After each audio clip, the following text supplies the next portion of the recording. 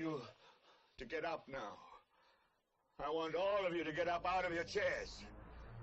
I want you to get up right now and go to the window, open it, and stick your head out and yell, "I'm as mad as hell, and I'm not going to take this anymore!"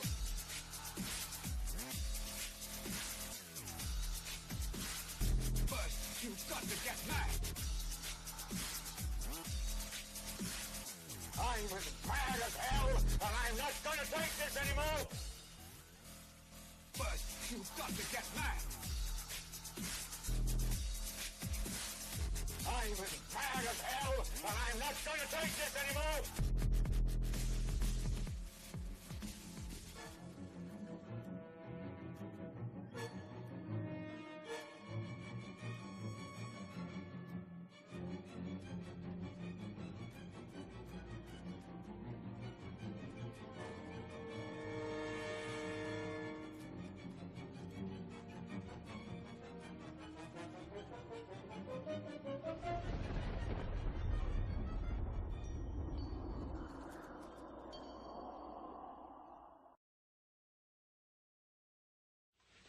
This gun's got a heavy recoil. It won't stand still.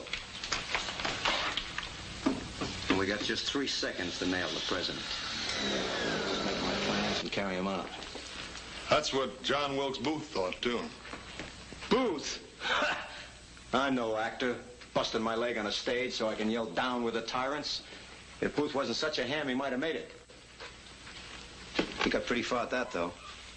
The guy who killed Garfield didn't make it either. Him? He didn't plan anything. Just took a lucky shot, strictly left-handed, just like McKinley. And Zangara got the cheer for his try at Roosevelt. He had to try it in a crowd. I hate crowds. They're commies. They're enemy agents. All right, who is behind it, Baron? I haven't the slightest idea. No feeling against the president. I'm just earning a living. By treason. Hey, Stu Scraps. Don't give me that politics jazz. It's not my racket. I don't even know who's paying me, and I don't want to know. What's the difference? Didn't it occur to you why they want you to do it? Certainly it did.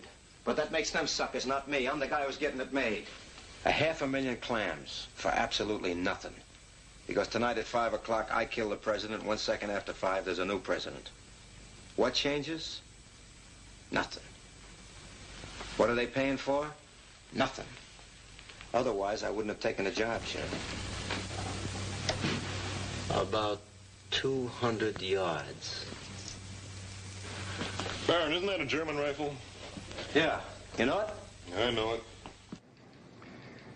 From Dallas, we got word of some of the details of how President Kennedy died today, as the doctors who attended him were able for the first time to sort of collect their thoughts over that tragic half hour that they fought for his life yesterday. They say at Parkland Hospital that it was really of no use to try to help the president, that he was beyond help when he reached the hospital within 5 minutes of the shooting. They said that the bullet that entered his neck came out the back of his head, and it was quite clear when How did it happen? Who saw it happen? We have some eyewitness reports. ABC's Bill Lord interviewed some people. First, a Dallas policeman, an eyewitness to the shooting. Jim Canon, I understand that you were riding next to the president's car when the assassination took place. I was riding on the right rear fender of what happened. Well, we had proceeded west on Elm Street at approximately 15 to 20 miles an hour. When we heard the first shot, I thought it was a motorcycle backfiring. And I looked back over to my left, and also President Kennedy looked back over his left shoulder. Then the second shot came, I looked back just in time to see the president struck in the face by the second bullet. President Kennedy, we are now informed, was shot in the right temple. Well, Bob, from the point where they think the man with the gun might have been seen to where the president was actually felled, would it have been possible for him to have been struck by a bullet in the right temple? We know that Mr. Kennedy was hit in the right temple. It's known, of course, that the president was killed by one shot that struck him in the right temple. He died of a gunshot wound in the brain. Dr. Berkeley told me it's a simple matter, Tom, of a bullet right through the head.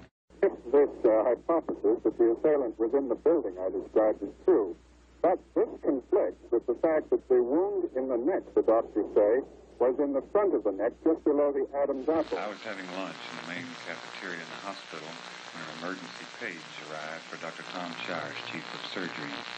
Knowing that he was presenting a paper out of town, we picked up the page, Dr. Ronald Jones, surgery resident, myself. They informed us that the president had been shot and was being brought to the emergency room. We went there immediately, and he had just been brought in. It was obvious initially that he had a severe lethal wound. On arriving at the emergency room, Dr. Carrico had placed a tube in the president's trachea to assist his breathing, but there was a neck wound anteriorly and a large wound of his head in the right posterior area. Most of the doctors and nurses who treated the president at Parkland did see a large wound at the rear of the head. Dr. Robert McClelland. It was in the right back part of the head, very large. Nurse Audrey Bell. There was a massive wound at the back of his head. Dr. Charles Carrico. There was quite a large defect about here on his skull. Dr. Ronald Jones. Well, my impression was that there was a wound in this area of the head, right in this area. Dr. Paul Peters. Right about there is where I thought the hole was. Occipital-parietal. Dr. Kenneth Salyer. Into the temporal parietal, back into the parietal area, this is the parietal bone right here, and this wound extended into the parietal area. Dr. Charles Crenshaw. And you'll hold right here on your ear to the back, and this bone that's on the back of your head is called the occiput. Right between these 2 points was the large exit wound, about 2 3/4 of an inch, the size of my fist. Dr. Richard Delaney. That was my remembering of what I saw. He shot to kill. He shot with deadly accuracy.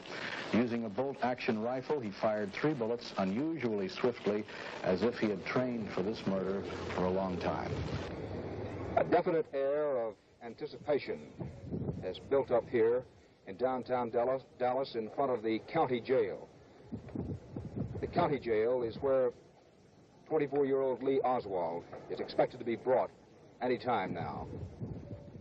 And if you'll join me over here, why, we'll let the audience in the theater and the audience at home know exactly what your line is. All right. Panel, I will admit we're being tricky, and we have perhaps 3.5 minutes to see what you can do. We'll tell you that Miss Kane is self-employed and deals in a service, and we'll begin with Dorothy Kilgallen. Could I use your service, Miss Kay? I think so. Could Mr. Randall? Yes. You're quite sure about him, aren't you? Reasonably. Well. You may be, Miss Kane.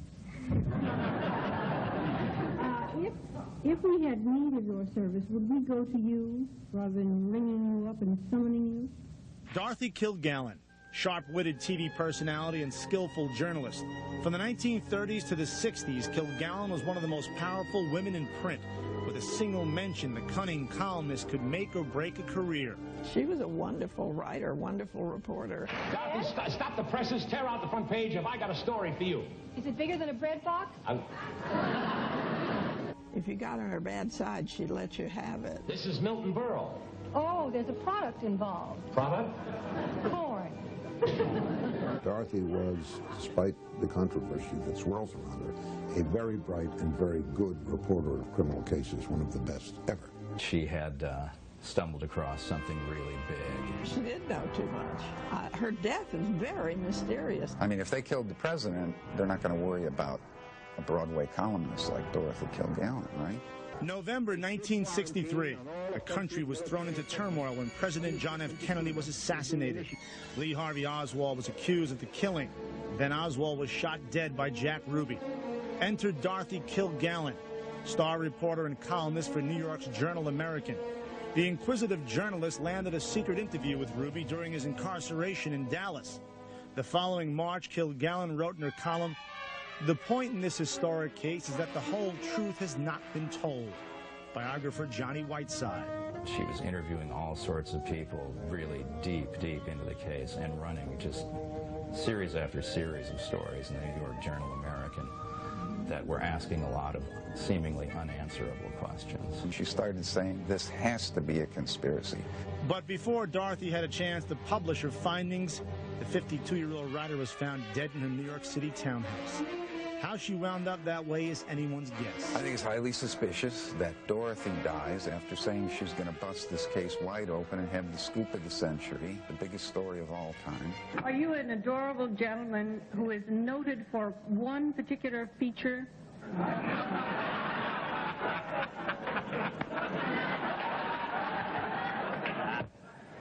Yes. Jimmy Durante. Alone amongst the mainstream press reporters, Dorothy began harboring suspicions that the so-called open and shut case against Lee Harvey Oswald was not so open and shut. Dorothy was finding dissident witnesses, deposing them, publishing their testimony. She was going to Dallas. She was threatening to publish finally, and saying it would be the biggest story of her life. Dorothy somehow obtained the Warren Commission report testimony given by Jack Ruby while he was in prison, while it was still classified top secret. She had found, I think, several hundred discrepancies in the Warren Commission report. All our phones were tapped because they were trying to figure out how she had gotten them. She said she was going to blow the JFK assassination case wide open and have the scoop of the century. She was able to obtain the first interview with Jack Ruby in prison and the only interview with Jack Ruby where the reporter was alone with him in an unbugged room, where, in other words, where Ruby felt free to talk. I know that she could have gotten a lot out of Jack Ruby because she had that technique. She gave hints that something was coming up, that she had stumbled on to something. She would say, I'm going to New Orleans. I got to meet a man there. It's all very cloak and daggerish. I've wondered a lot about this so-called folder that she had. She brought it into the dressing room at What's My Line and said, here's all the stuff that I've learned, and I'm working on it. Nobody can have a look at it. In the summer of 1965, Dorothy was suddenly swept off her feet by a shady out-of-towner. This person I referred to as the new man in her life. It's suddenly romancing her, and his sudden interest in her was prompted by somebody.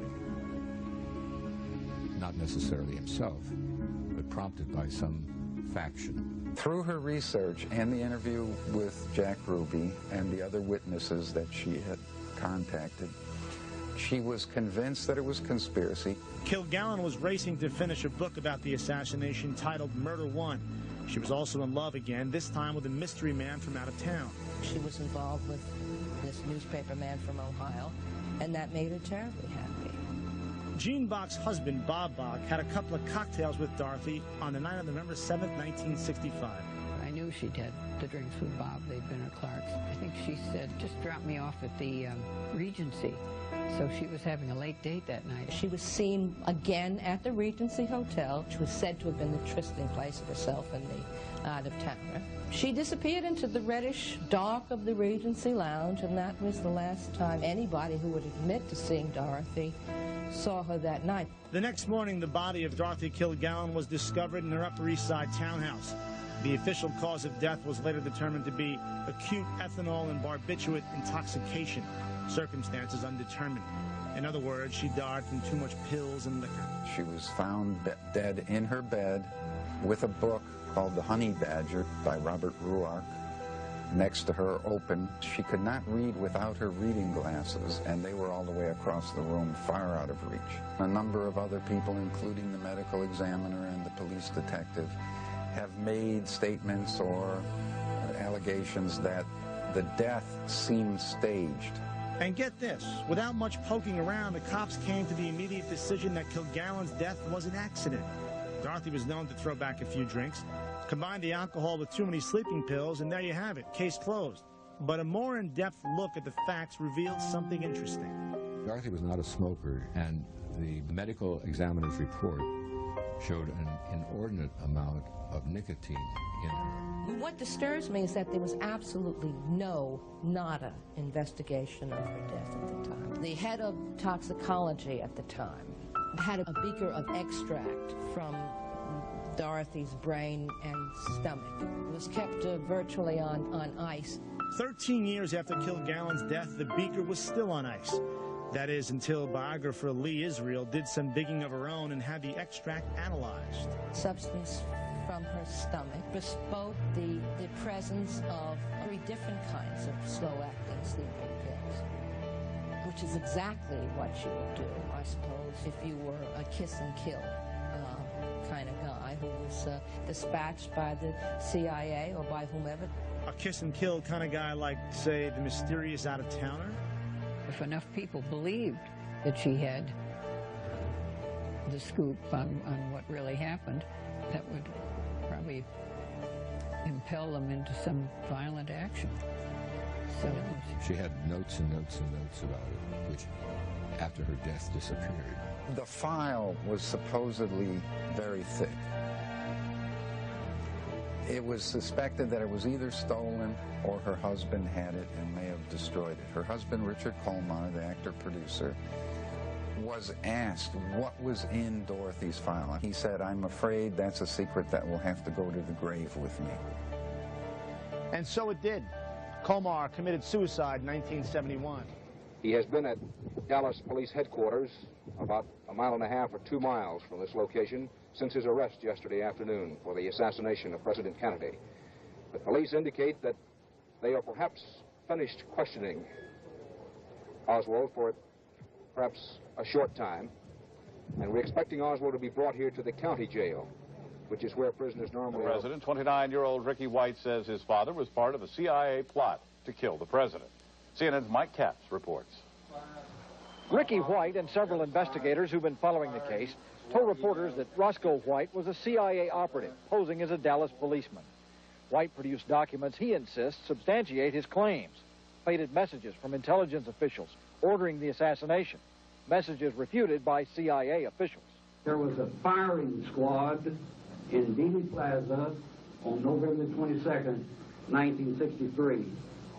Beyond a reasonable doubt that Roscoe Anthony White was one of the members of that firing squad. Ricky White told reporters that 8 years ago he found a diary belonging to his father. Notes inside detail Roscoe White's involvement. Notes that indicated Roscoe White plotted with Lee Harvey Oswald and Jack Ruby to kill the president. The notes indicated Ricky White's mother worked for Dallas nightclub owner Jack Ruby, and that Mrs. White overheard her husband and Ruby discussing the assassination plot.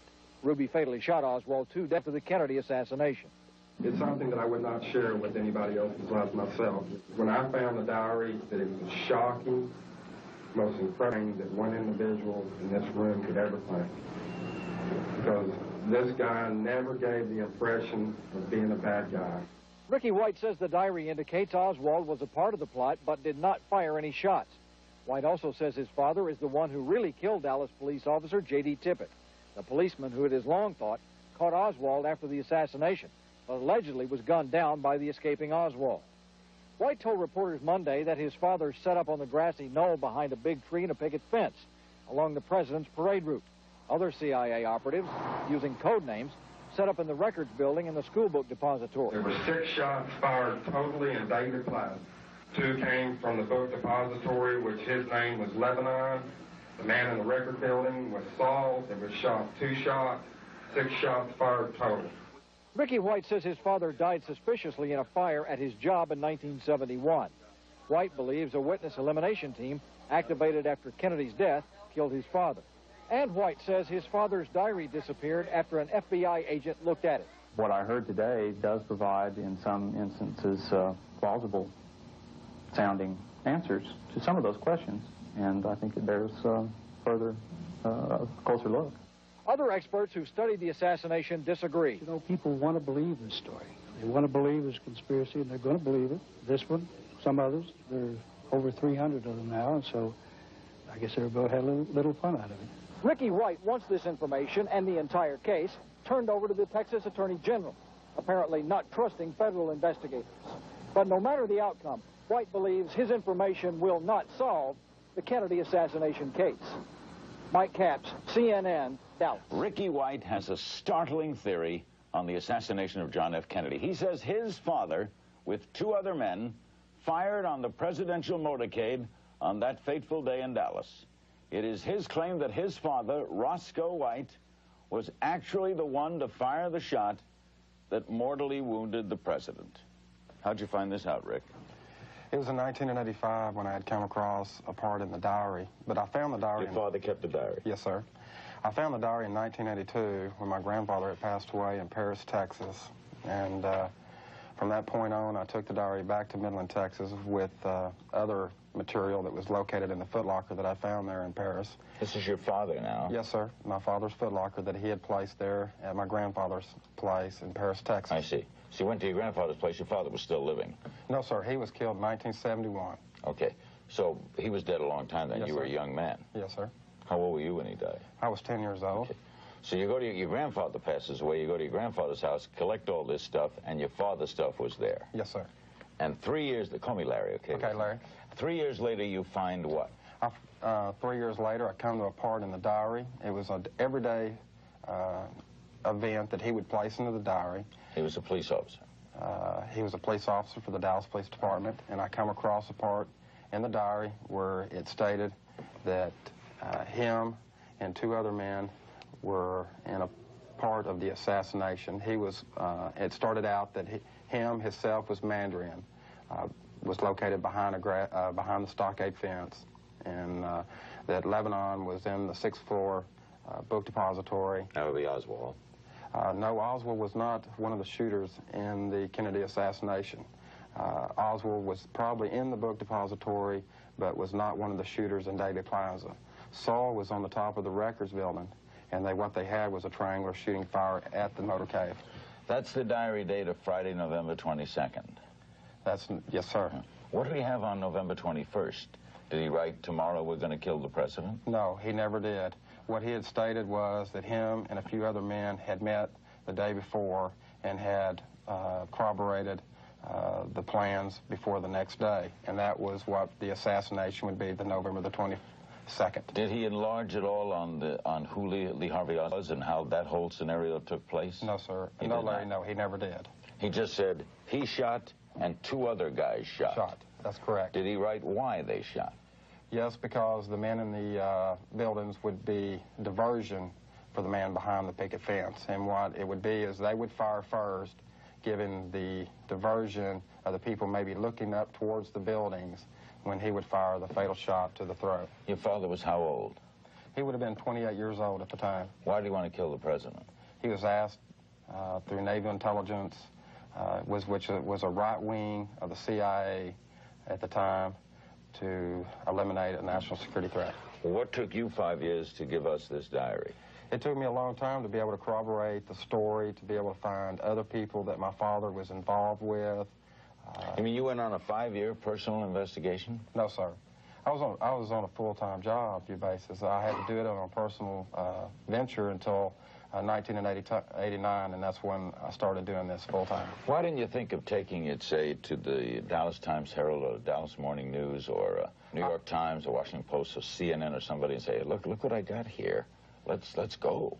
First, I had to prove to myself that the story was true and to investigate it. And my ideals at the time that I was never going to bring the story public. I wanted to... It's your father. I know that.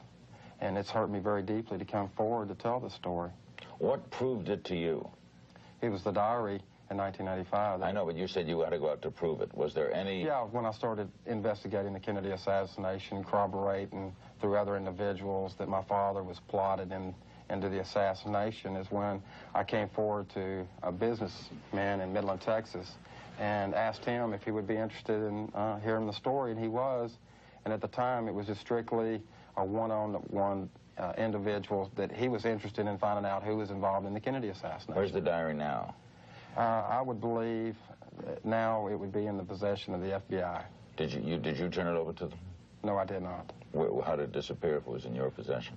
Well, when I was taken in of May of '88 to be interrogated for the involvement of a safety deposit box is when they discovered that I had a diary.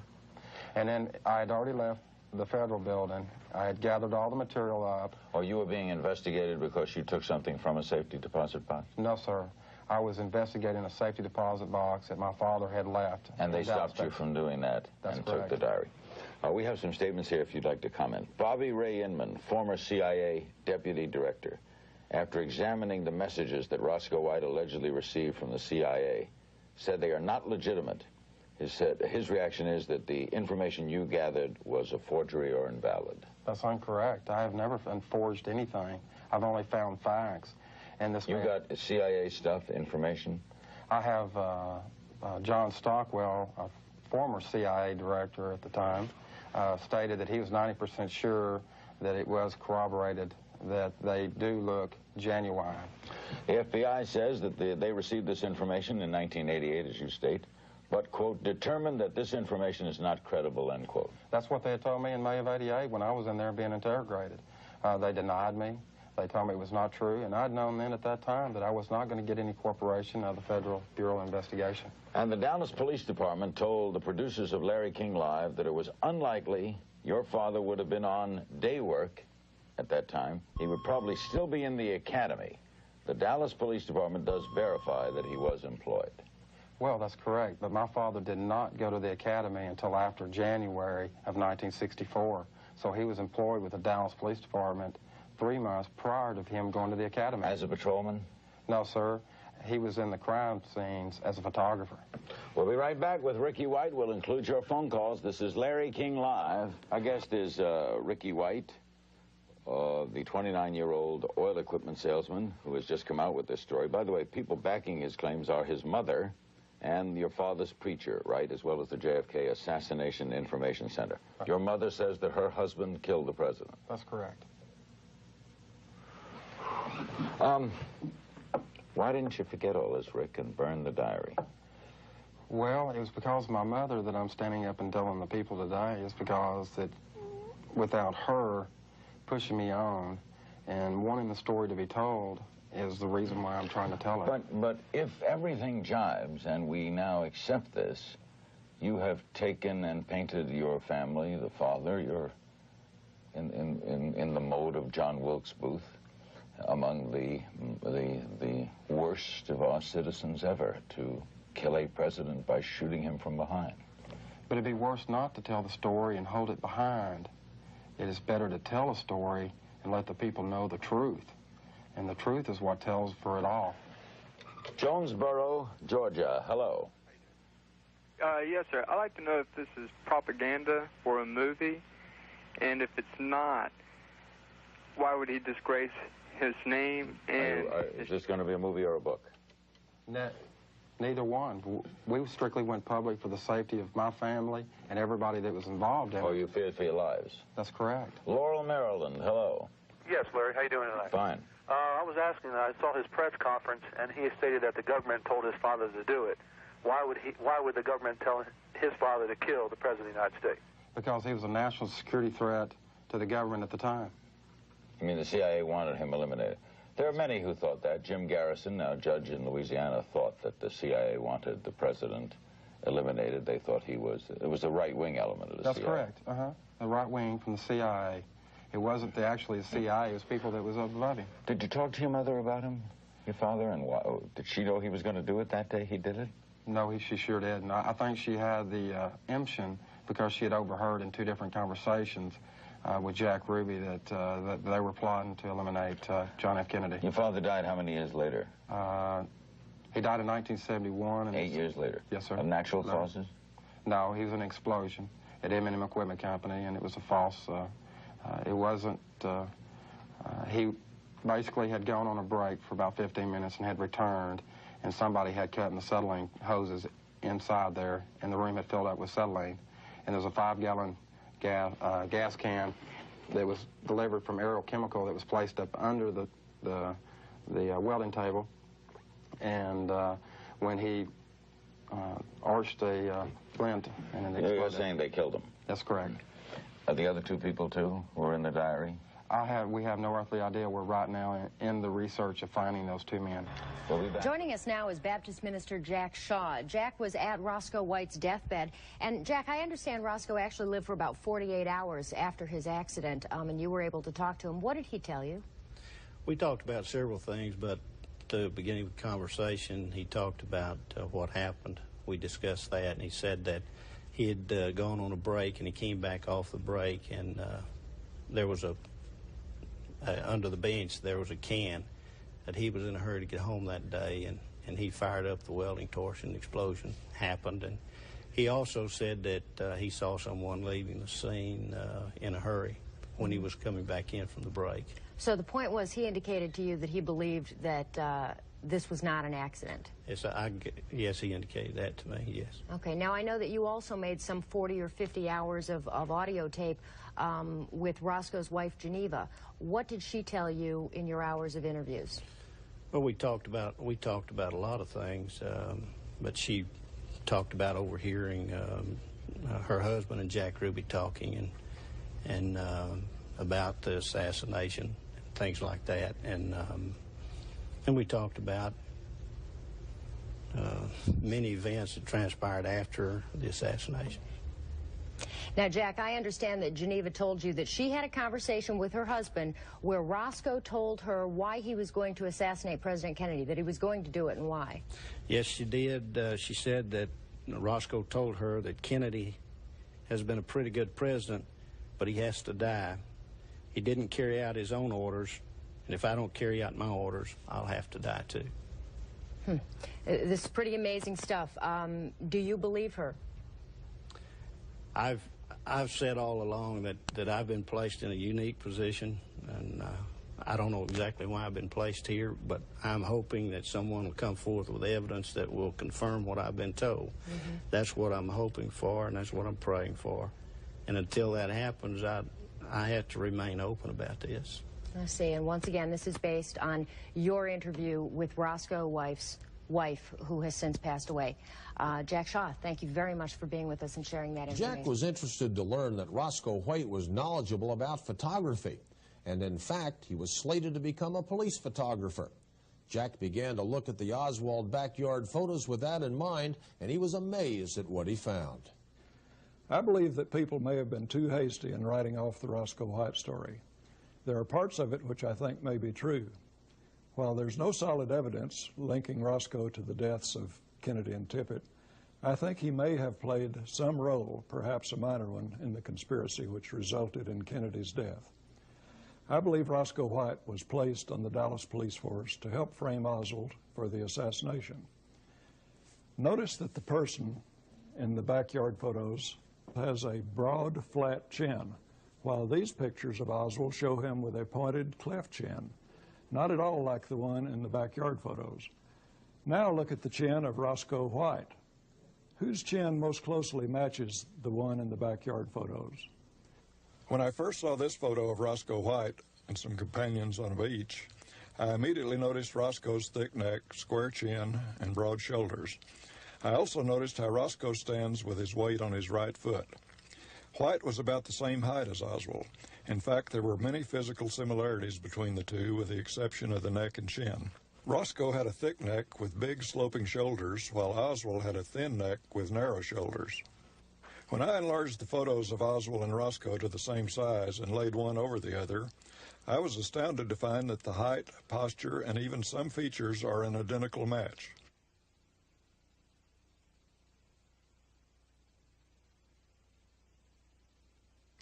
I was especially impressed with the identical neck and chin of the man in the backyard photo and Roscoe White. Also, it is known that Roscoe suffered a broken right wrist which never healed properly and left a slight lump on his arm. Oswald had no such lump. In this backyard photo, there's a noticeable lump on the figure's right wrist. It certainly seems to me that the figure in the photo could be that of Roscoe White. And of course, we also have the issue of this third backyard photograph. The Dallas police and the federal government have officially stated that the backyard photos were discovered among Oswald's possessions on Saturday, November 23, 1963, the day after the assassination. They claim that only 2 photos, one a print and the other a print with a negative, were found. Yet in the early 1970s, this third backyard photograph was discovered by the Senate Intelligence Committee in the hands of Roscoe White's widow. This again ties Roscoe White not only to the assassination case, but specifically to the backyard photos. And there's even more. This FBI document listing photos confiscated from Oswald's belongings indicates 4 separate pictures showing Oswald with weapons in his backyard. Yet officially, there were only the 2. Are there more? And is one the picture which was in the possession of Roscoe White? Many questions regarding the backyard photos remain unresolved, and even more have been raised. This is one of several dozen photographs the Dallas police claimed was found in Oswald's belongings. Apparently it is a photo Oswald took while in the Marines. There are other photos of Marines and photos of Asian cities. In this photo of Oswald's Marine buddies, I found one person especially intriguing. After comparing the man in the fatigue cap in the center with many photos of Roscoe, I'm convinced they may well be photos of the same man. You can even see a lump on this man's right arm in the exact same place as the person in the backyard photos. I see this as further evidence that the man in Oswald's military photo may be Roscoe White. I believe Roscoe's only role in the assassination may have been to fabricate evidence to help incriminate Oswald. If this is true, it makes Roscoe White's connection to Oswald much closer than previously believed. And if White was involved in intelligence work, as stated by his son and others, then perhaps Oswald too was connected to U.S. intelligence, just as his mother Marguerite always claimed. Well, that's certainly food for thought. And the president talked with J. Edgar Hoover about the search for the assassin. He also put in a phone call to Dallas and got a report from the doctor attending Governor John Connally of Texas, who reported that the governor was in a satisfactory condition. Tonight, in a season of new movies and theories about the assassination of JFK, this report will draw lightning. A doctor who was with President Kennedy when he died breaks nearly 30 years of silence. Dr. Charles Crenshaw was in the emergency room when President Kennedy was brought in. He examined the president, saw the wounds close hand, and based on that, Dr. Crenshaw challenges the results of the Warren Commission. In an eyewitness account that is rich in detail and history and emotion, Dr. Crenshaw relives for Tom Jarrell the death of the president. On a sunny autumn afternoon in Dallas, President Kennedy, the First Lady, and Texas Governor John Connally shared the presidential limousine. They passed large, friendly crowds, a good sign for a political outing. But as the entourage reached Dealey Plaza, passing below the 6-story high school book depository building, suddenly lives were shattered. We interrupt this program to bring you a special bulletin from ABC Radio. 3 shots were fired at President Kennedy's motorcade today in downtown Dallas, Texas. Almost since the day the bullets rang out here in Dealey Plaza, conspiracy theories have emerged. They've come from many sources, always suggesting a plot to kill the president with more than one gunman involved. The latest conspiracy theory comes from a respected physician who refused to speak out until his professional career was largely behind him. We've seen from news photographs what happened here on November 22nd, 1963. His views come from a small emergency room where there were no cameras present, and until now, details have been scarce. Doctor, the president we know was shot, passing on the road in his motorcade down below, and the official version has Lee Harvey Oswald firing from behind.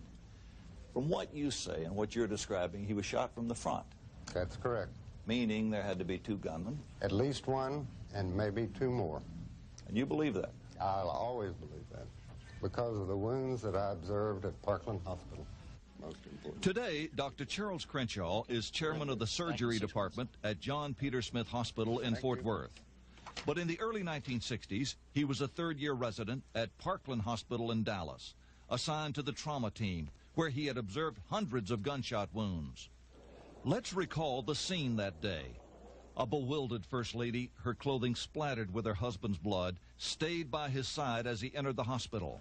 Among the surgical staff rushing into this medical chaos was Dr. Crenshaw, a junior member of the emergency room team who became an eyewitness to history. We ran into the emergency room, and there was bedlam, total bedlam. People were running in.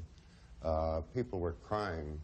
Did President Kennedy have any vital signs when you reached the... He had barely a pulse. He had an agonal respiration. He had no blood pressure whatsoever.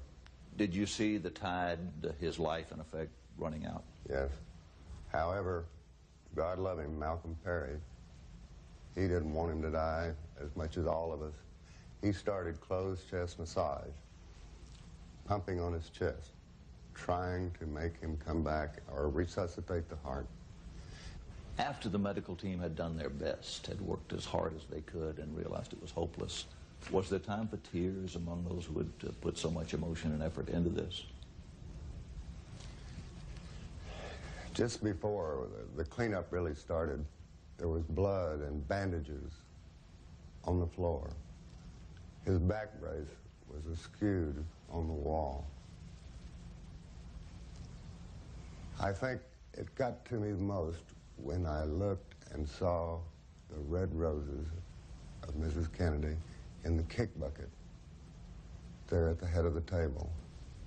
And there his blood was still dripping on it. I felt helpless. I wished we could have done more. I mean, here we had trained all our lives, and we'd lost the President of the United States, and nobody wanted to be around. And Mrs. Kennedy came in, and she stopped and kissed his great toe. And then she went on the right side to hold his hand. And at that time, she took her ring off and put it on his small finger. And then he was wrapped in a sheet, and we placed him in a coffin. But before we did, I looked at the wound again. I wanted to know and remember this the rest of my life. And the rest of my life, I will always know he was shot from the front. This bullet to the head was beyond a doubt the fatal wound, which is clearly seen in the Zapruder home movie. However, the film is not as conclusive on the crucial issue of the bullet's direction. Did the shot come from behind Kennedy or from the front? Remember, the Warren Commission investigation concluded the shots came only from behind. Dr. Crenshaw says they're wrong. The bullet struck about where and passed about where? From here through. And taking out the back or the occipital part, the back of your head. This was gone, in our view, and that's the reason we could see the cerebellum. Had the bullet come from the back, what would have been the difference? It would have been much different. It would have gone a little more anterior and be a bigger blast area. Right. The second wound? The second wound was here in the throat, right above the necktie. It was a small opening, very small, 3 to 5 millimeters, about the size of your little finger. In a slow-motion study of the film, President Kennedy grabs his throat with both hands, reacting, Crenshaw believes, as if he is shot from the front. Compounding the mystery is this photograph of the government's autopsy, showing a gaping wound in the president's neck. A tracheostomy incision was done at Parkland over the site of the bullet wound. Crenshaw says someone tampered with that wound after he last saw Kennedy's body, making it larger to resemble a bullet exit wound. Look, this is the size of the tracheostomy tube. Mm-hmm. Incision was made and then placed in. This large part, this flange, stays outside. So it was a small wound, about the size of the instrument that you right. saw. 1 inch to 1.5 inches maximum. This wound, and described in the Warren Commission, was almost 3 inches wide. Double the size. Double. Is it possible that the doctor working to put this in what may have been already a bullet wound made the incision too large? Oh, no. No, Perry was an artist with a blade. He was one of the best trained technical surgeons. But it seems almost incomprehensible that a team of highly intelligent, highly trained doctors could be standing over the President of the United States and see wounds that you say came from the front, and yet the official government story is it came from the back, and wait this long to break the silence? Intimidation, fear, and career-mindedness. Those were the factors. Exactly. But again, you have to understand the time in 1963. The people that were with this country were telling you what to do, how to do it, and I think the feeling was we went along to get along. Now semi-retired, Dr. Crenshaw has written a book breaking nearly 30 years of silence. Could the, what you call, conspiracy of silence have been out of plain old-fashioned patriotism among the doctors? No question about that. And Dr. Baxter had wanted no one to say anything because he was worried about commercialization. Well, I made the statement that any one of us in the school or in the hospital that ever made a dime off of anything they said about the assassination, I would try to see that their medical career was ruined. You felt that strongly? Yes. I don't know how many emotions were in that statement, but I felt like it was one that needed to be said. That's the reason I waited so long. I waited until I felt I'm at the end of my career. I don't fear my peers, because I think they believe it too. This is the basement floor. He has been shot. Oswald has been shot. Lee Oswald. Dr. Crenshaw's role in history was not over. Just 2 days later, another victim of the madness that gripped Dallas was wheeled through this hospital emergency entrance. Lee Harvey Oswald, the accused presidential assassin, was shot. And though mortally wounded, he too was brought here. Inside, there was another urgent rush of medics to the trauma room. Among them, again, the young Dr. Crenshaw. As the team was around him at the table, working, trying to save his life, you were called away. What was that about? The nurse came and tapped me on the shoulder and asked if I would take the phone call. And I picked up the phone, and it was like thunder, like God was talking. He said, "This is the president, Lyndon B. Johnson." I said, "Yes, sir." And he said, "How is the accused assassin doing?" I said, "Well, he's critical, but right now he is holding his own." He then said, "I want you to take a message to the operating surgeon and have a deathbed statement from Oswald." Oswald died on the table without saying a word. Could LBJ have made the call? The answer is yes. 2020 has obtained copies of White House logs from November 24th, 1963. LBJ was in Washington attending church when Oswald was shot at 12:21 Eastern Time. And at 12:45 p.m., the same time Oswald was in surgery in Dallas, LBJ was first told he had been shot by Secretary of State Dean Rusk. Moments later, LBJ, according to historian William Manchester, said to Robert Kennedy, quote, "We've got to do something. We've got to get involved." President Johnson then had 15 minutes to make a call to Dallas before going outside to be with Mrs. Jacqueline Kennedy for the procession to the rotunda, where the late President Kennedy would be lying in state. However, there is no official record of this phone call. What could it all mean? If LBJ were on the line to Dr. Crenshaw demanding a deathbed confession, it means the new president was moving quickly to wrap up the case along government lines. How much of that was in the Warren Commission information? None. None at all? I never talked to the Warren Commission. No one knew ever that Lyndon Johnson called Parkland. Today, at the School Book Depository Museum, among the exhibits, is a display of a few sketches of the Kennedy autopsy, along with the official explanation that the wounds were from bullets fired only from the rear. What was your reaction when you saw the results, photographs and the sketches from Bethesda, the autopsy done there?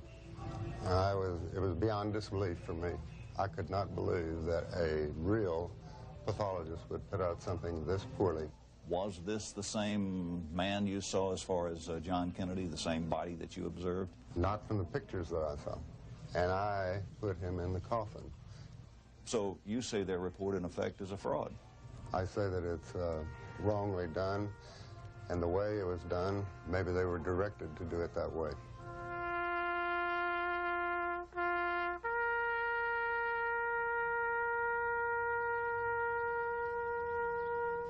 Tom, how does his story compare with that of other doctors who were in that room when the president died? Hugh, most of the doctors there immediately after his death said they thought the gunshots came from the front, but when they got later autopsy information, they changed their mind and either said no, they agreed with the Warren Commission, or they weren't sure of the direction. Did you get the feeling that Dr. Crenshaw was waiting rather impatiently all these years for the time to come when he could come forward? I got the feeling that Dr. Crenshaw is a very angry man, that he feels he's had very valuable information which has been withheld for a long period of time. He still carries anger over the way the police, the Secret Service, and the FBI treated the medical staff with guns drawn and sort of took over the situation there. So I think he's glad to vent this. One eyewitness was Malcolm Summers, who reenacted his experience for Nova. After the motor van had passed, I waited about a minute, and then I came running over across to the knoll.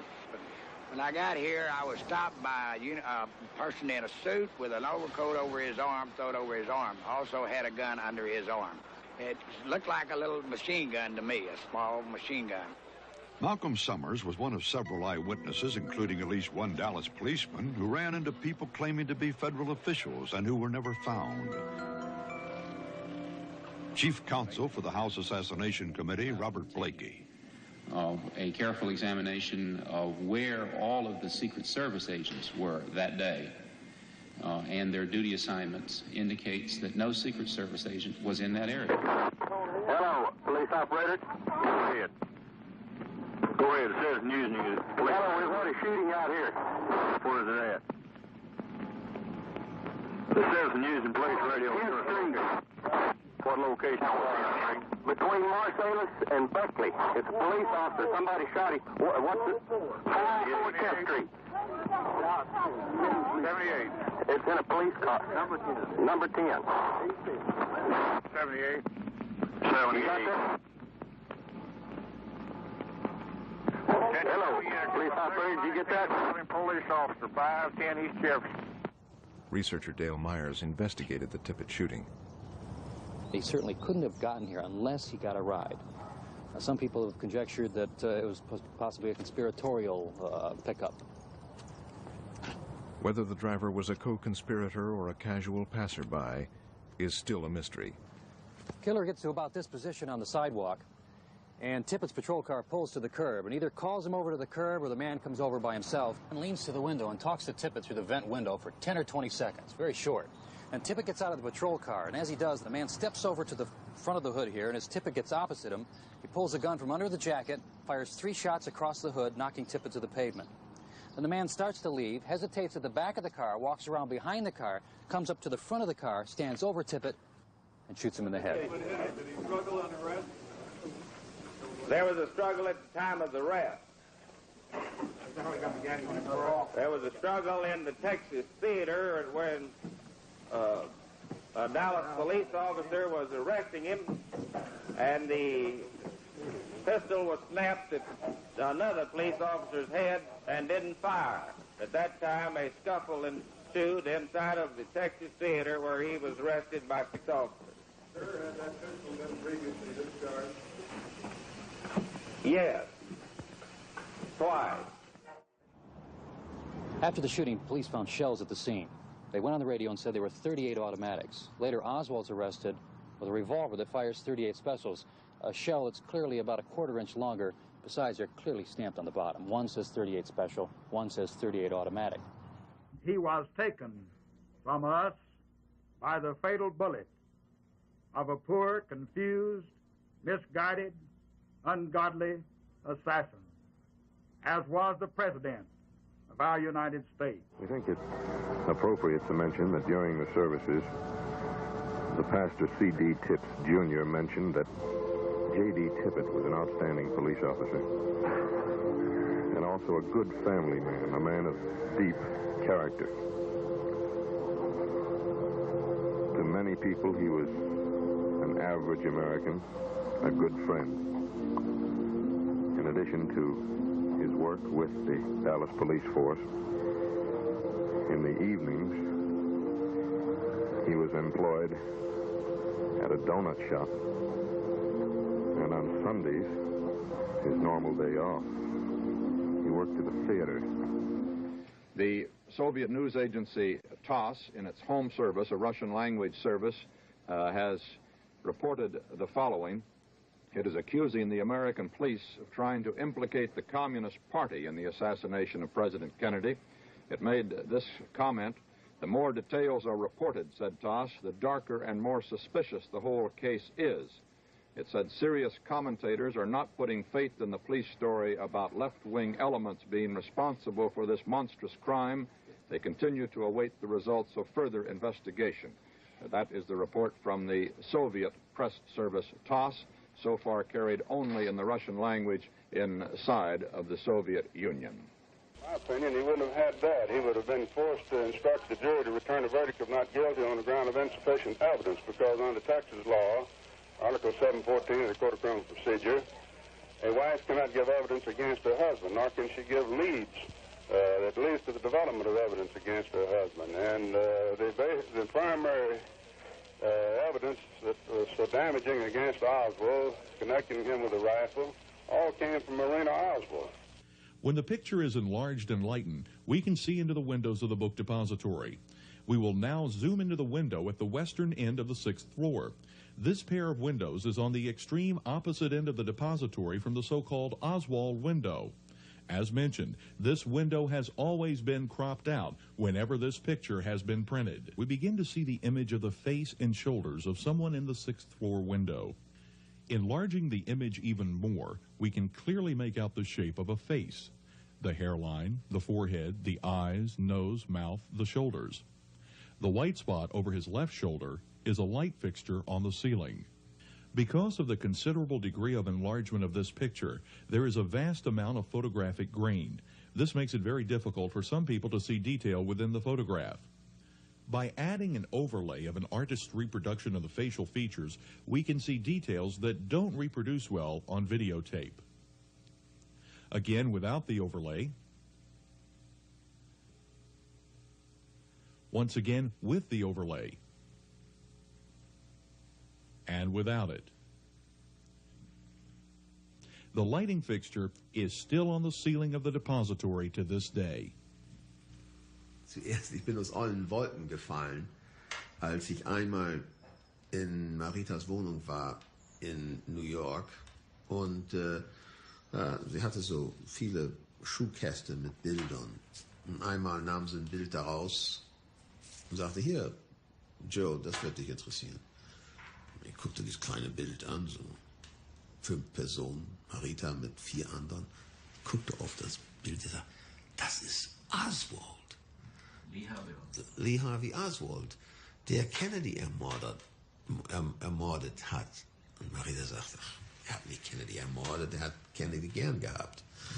Er hat Respekt vor ihm gehabt, das wäre der Letzte gewesen." Er sagte: "Wie kommst du zusammen?" Ich sag: "Asi war in meiner Truppe. Wir haben trainiert in derselben Truppe." Und ich habe gesagt: "Du hast doch nicht mit der Kennedy-Ermordung was zu tun." "Nein, Marita, das nicht. Das glaube ich jetzt nicht. Fidel Castro, Perez Jimenez, CIA, aber das, nein." Ich sagte, meine Mutter war da und sagte: "Ja, doch." Die einzigste Person, die darüber etwas wusste, war meine Mutter. Meine Mutter und Marita waren sehr, sehr eng. Und meine Mutter hat mir gesagt: "Ja, wir wollten nicht, dass du das weißt. Das wäre für dich zu gefährlich." Her stories about the caravan, I think, are accurate about the caravan going to Dallas, but I wasn't on the caravan. There was a caravan went to Dallas that week because we were invited to go by Sturgis and Diaz Lance and his brother Marcos Diaz Lance. Und dann habe ich nur gesagt: "No, nein, no. Ich wusste nichts mehr als die anderen Passagiere auf dem Flugzeug. Aber ich habe meine Gruppe da gelassen und die wollten den Kennedy tot haben. Und dann habe ich gesagt: "Oh my God, nein, das kann nicht sein." I asked Sturgis, "Jesus Christ, Frank, did you shoot the president? Did you have something to do with that?" He said, "Who gives a shit? Yeah, who's going to prove it?" He said, we kill a lot of people. What the hell's the difference? Look what he did to the Bay of Pigs. Look what he did. He let the black people go, gave them all their rights. You know, he didn't want Vietnam. You know, they had good reason. Hat gesagt, ich will das nochmal machen.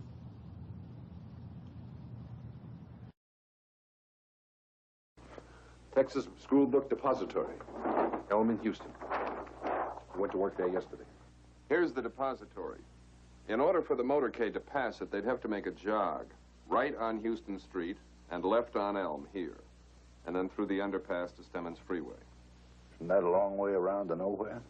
It's the perfect place for triangulated gunfire. A man in the records building here, another man in the depository, a third man here on the grassy knoll, where he has excellent cover. They'll have to slow down to 10 to 12 miles an hour to make this turnoff. And when they've reached this point, they've walked right into the trap. And there's no way they can get out of it.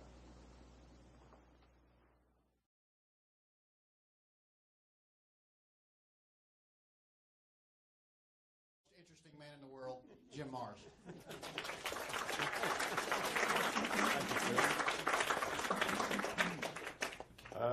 Okay. Oh, good. You've got this thing on. Everybody hear me all right? Yes.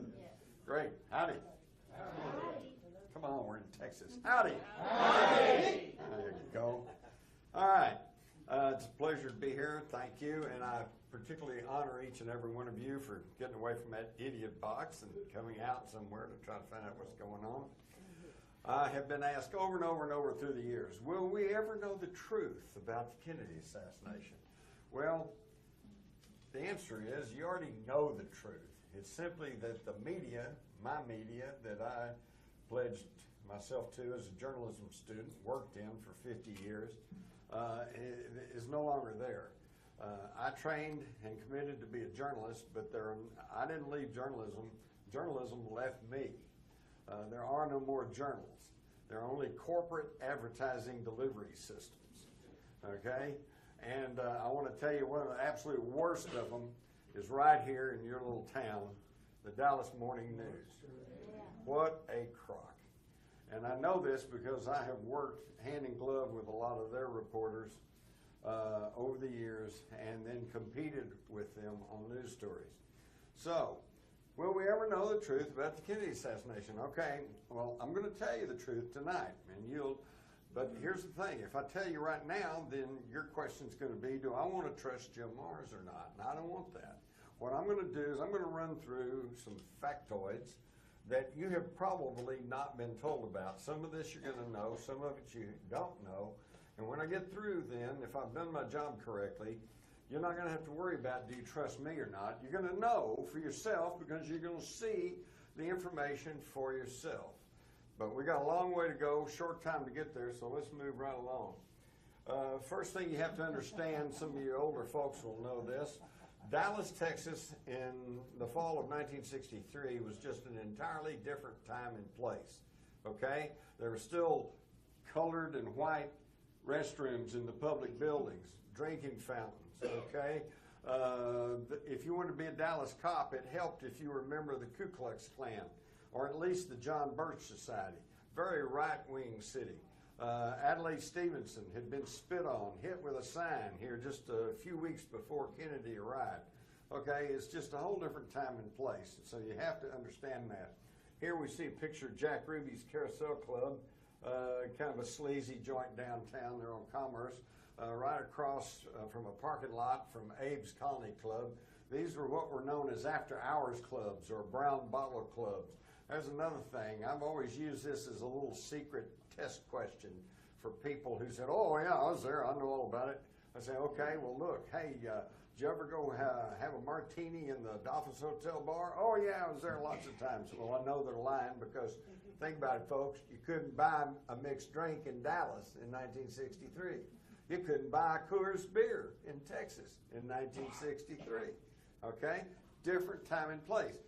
Now here, we've got a really shadowy looking character dancing on the stage of Jack Ruby's Carousel Club along with Kathy Kay. This was taken in October of 1963, about a month before the assassination.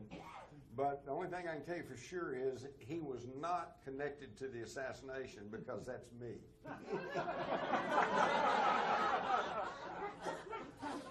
Yeah, I kind of look like Buddy Holly.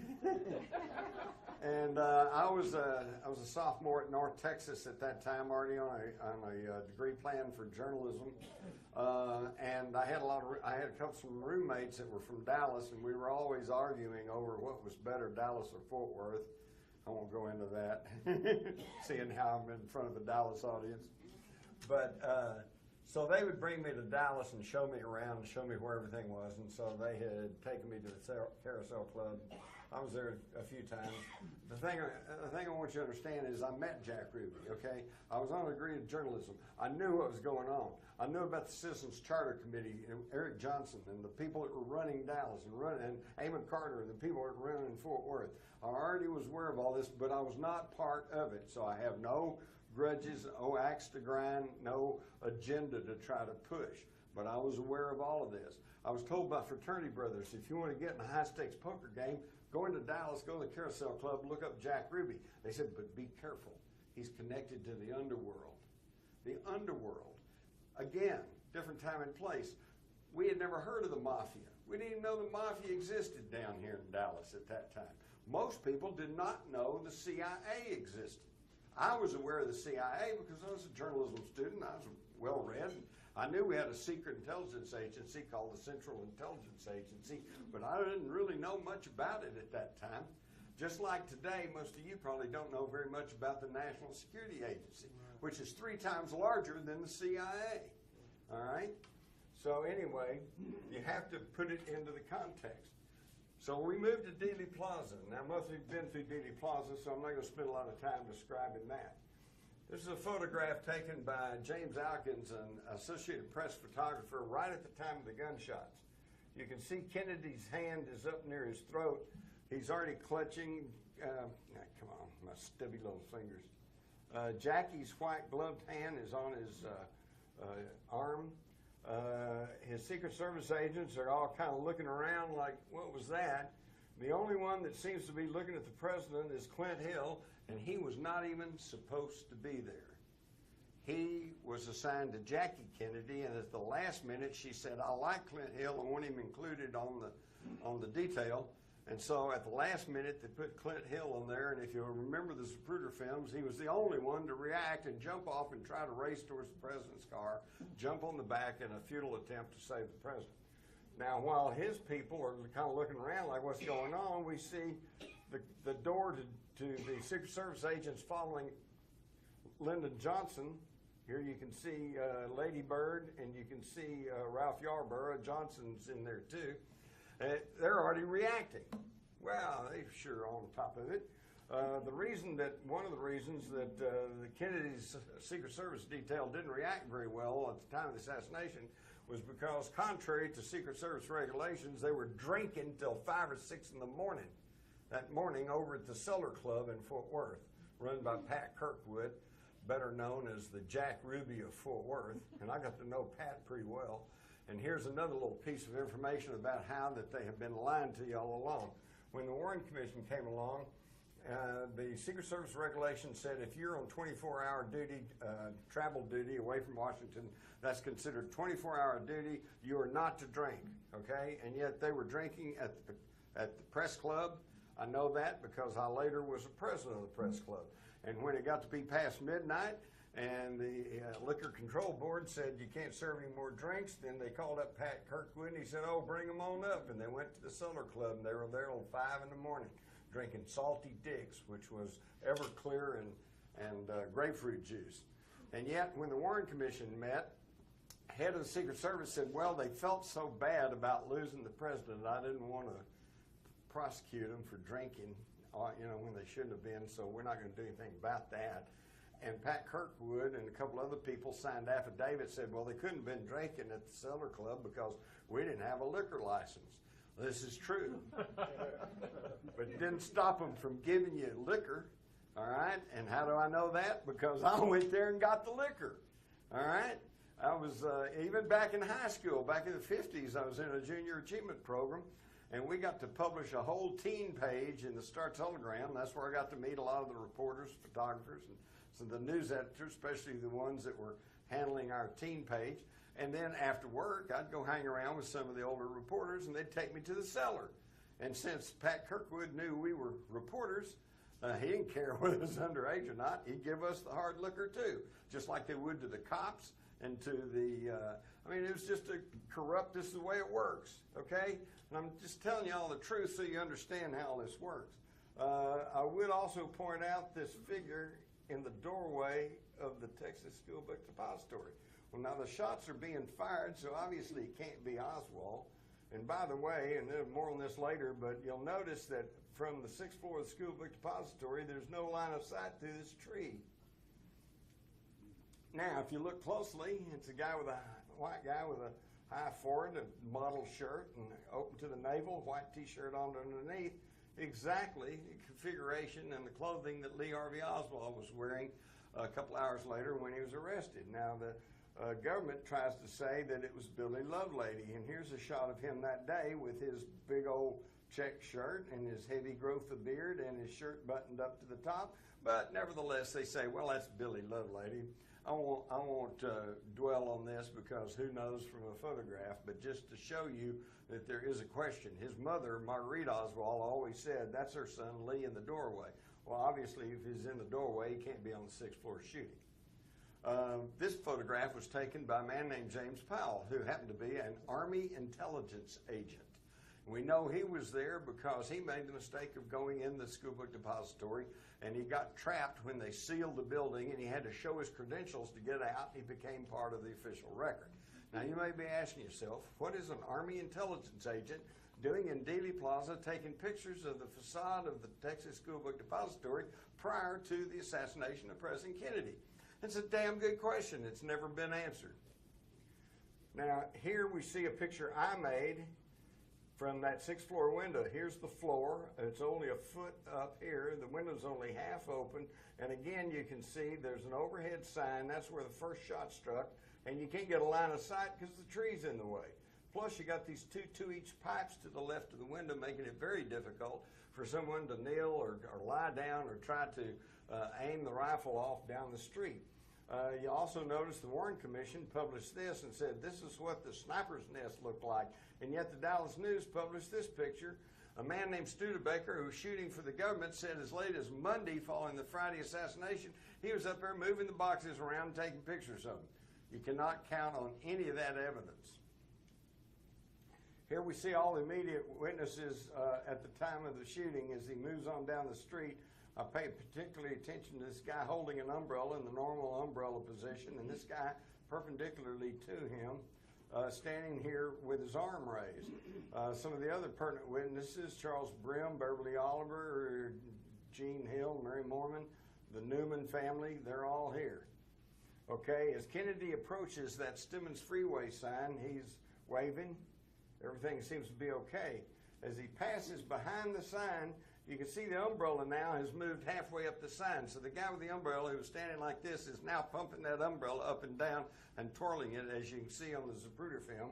And the guy in front of him is raising his fist in the air. Well, now, wait a minute. Here they are. And then here they are. You can see that before they get opposite to him, he's just holding the umbrella. And then it goes up and it's twirled. Then, supposedly, they're not even connected to each other, but they go sit next to each other on the curb. And then here in this picture, these are blurry because nobody was thinking of them or taking their picture. They just happened to be in the background. Well, look at this guy. He's packing something. What's he got in his jacket there? And these men, for years, up until the time of the House Select Committee, for about 20 years or so, well, they just weren't part of the record. That just didn't exist. And if you talked about them, you were a conspiracy theorist. Okay? But then we see as they're sitting on the curb, he's got his hand up to his mouth, and there's an antenna or something sticking out from behind his head. He's talking on a radio. And while everybody else is rushing up the grassy knoll where they thought the shots had come from, the dark-complected guy goes strolling off, sticking that radio back in his pants. Okay, now who are these guys? Oh, well, we didn't know. The House Committee came along, and they finally identified the umbrella man as a man named Louis Stephen Whitt. And yet you just saw the pictures of what the umbrella man was doing. He was standing there holding the umbrella. We know from the Zapruder film, when Kennedy got parallel to him, he pumped it up and down and twirled it, and then he went and sat on the curb, okay? According to his testimony, he sat on the grass the whole time, opened the umbrella and held it out in front of him, and never even saw Kennedy go by. All right, and then someone on the committee said, well, maybe he did that to heckle Kennedy because it reminded Kennedy of Neville Chamberlain, who carried an umbrella and caved into the Nazis before World War II. Quinn Hill, the only one to react, jumps on the curb. Meanwhile, you see the Newman family laid down. They said the shots came from up behind them. Emmett Hudson, who is right here, the groundskeepers for that end of the plaza, said the shots came from up behind him where the police patrols were, although there were no policemen stationed in that area. Jean Hill said she saw somebody fire from behind that fence. Now, this has been misconstrued, misstated too. You've been told that Jackie Kennedy was trying to escape the car. You've been told that Jackie Kennedy crawled out to help Clint Hill get in the car. None of this is true. In her own testimony, which was classified, not known to the public for 15 years, and fully supported by the testimony of a doctor and a nurse at Parkland, we find out she crawled on the rear deck of the car, braces herself with her left hand, reaches out with her right hand and picks up a piece of the president's head. Turns around, crawls right back into the car under her own power.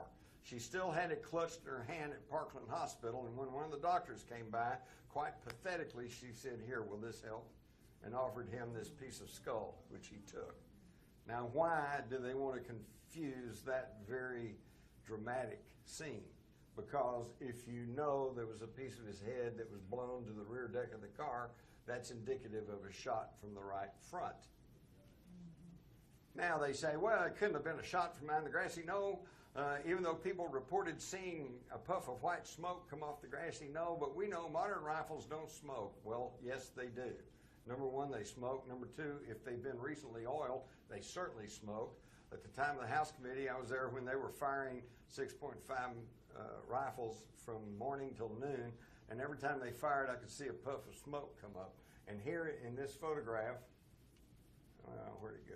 Okay. Taken by an NBC photographer, you can plainly see the white smoke drifting off the grassy knoll, even as Kennedy's car is entering the triple underpass. Okay? And of course, everyone rushed towards the grassy knoll because everybody in that end of the plaza said that's where the shots came from. Here they go. Behind that fence, it was just a nightmare. There was no crowd control. Everybody rushed back there. They were all stomping all around. The 15 railroad workers on the triple underpass all said the shots came from over to their left, behind the fence on the grassy knoll. And when they rushed around there to see what was going on, they said they found muddy footprints and cigarette butts, as though somebody had been standing behind that picket fence for a while. In this story by one of the few good reporters that Dallas had, which was Earl Goltz, we find that several people, including Dallas police, reported encountering men with Secret Service identification. And yet there were no Secret Service agents stationed in Dealey Plaza. They were all either riding in the motorcade or already at the trademark where he was going to make a noon talk. Interestingly enough, Inspector Thomas Kelly of the Secret Service interviewed Oswald. And Oswald said, "Are you FBI?" And he said, "No, I'm Secret Service." So Oswald said he was standing in front of the textbook building and about to leave it. A young man in a crew cut rushed up to him, showed him a book of identification, said he's from the Secret Service, and asked him where the phone was. And Oswald said he pointed towards the payphone in the building and that he saw the man actually go to the phone before he left. What? We're just told that less than an hour later he shoots a cop down on the south side of in Oak Cliff just because he stopped him on the street. And here he says that a guy ran up and showed him book identification, said he was Secret Service. He not only does not shoot him, but shows him where the phone was and then stands there to make sure he gets to the phone. They never tell you this stuff, do they? So, we're now seeing all this modern stuff. You're going to be inundated from now on until November the 22nd with books and TV specials and reminiscences, and it's going to be psychobabble about, people just can't deal with the idea that a lone nut can take out the great leader, and so much time's gone, and there's so much controversy and so many theories, and I guess we'll never know. Well, I'm giving you the facts right here, right now, but the thing I got to warn you about are these programs that purport to have computer simulations, because as we all know, if a computer says it's got to be right, except not really, because what we all know is on a computer it's garbage in, garbage out. A computer can only tell you what you put into it. What am I talking about? Well, here's my computer simulation. Went through the tree, hit the sign, bounced off, hit him in the throat. A little entrance wound right there, just like all the Dallas doctors said. Okay, well now that sounds silly, but let me point out that years ago I met with Bob West, the county surveyor of Dallas County, and his associate Chester Brenneman. They were hired by Time Life to do the survey work in Dealey Plaza on Monday following the assassination. They said at the end of that work, they, along with the Secret Service agents they were working with, and Time Life people, said there's no way one person could have done this assassination. Later, in the spring of '64, Bob West and Brenneman were hired by the Warren Commission, again to survey Dealey Plaza. Chester Brenneman allowed me to copy their original plat map, and here it is. And you notice that they made a notation here saying this area hid behind a tree for any shot from the depository as of this date, May '64. It also shows the area of a bullet shot on the curb on the south side of Elm Street. Well, that's never been accounted for. And here, it's kind of off the picture here, but there's yellow marks on the curb. You can still, if you go down Dealey Plaza today, go on the south side of Elm, go along, look very closely, you can still see the faint traces of this yellow paint that was there. There's a little 2-foot stripe here, and you go down about 10 feet, and there's another 2-foot stripe. And on the Zapruder film, if you watch closely, you can actually see the bright yellow flash by as they go by. Now, it's only these 2 little spotches, okay? It's not the whole curb, which doesn't make any sense. If you're going to paint the curb in yellow, be careful, or red, no parking, you paint the whole curb. Now, here's just these 2 little spots, and what happened right in between those spots? The fatal headshot. These probably were markers for the assassins. In fact, while you're at that, the whole idea is to catch him in a crossfire, all right? Because if you're a lone assassin, you're in the 6th floor of the school book depository, your shot would be when Kennedy is coming toward you on Houston Street, and you have a stationary target. Or you could have waited until he turned 6 floors below you on a very tight 120-degree turn, and you could chunk the rifle out and hit him on the head. Been quite effective. But no, we're told that this assassin on the 6th floor waited until he turned and was moving downhill laterally away from him with a tree intervening in the line of sight before he finally took a shot. Makes no sense, but it makes sense if you're talking about a triangulation of fire, standard sniper ambush technology. So this map, thank you. This map that Chester Brenneman allowed me to copy was reproduced in the Warren Commission. You'll find it in the volumes. All of these notations are deleted. And furthermore, they made their measurements from each frame of the Zapruder film, and you can see the original numbers on their map up here, and down here is what the Warren Commission published, and they altered the numbers and altered the frames. Now what this means, folks, is that every computer simulation that has used the Warren Commission numbers are invalid because they're not using the correct numbers. And on a computer simulation, and particularly in survey work, if you're off a fraction of an inch up here, by the time you get 30 yards off, you could be, hundreds of feet different. So never trust a computer survey if they're basing it on the government's figures. Another little tidbit that you never hear about, but that tells volumes, is that Lieutenant Jack Revel was the head of police intelligence for the Dallas Police. He has said publicly that he rode back from the school book depository to the Dallas Police headquarters with a military intelligence agent, an agent from the Office of Naval Intelligence. And keep in mind, Oswald was a Marine. The Marines are under the Department of the Navy, okay?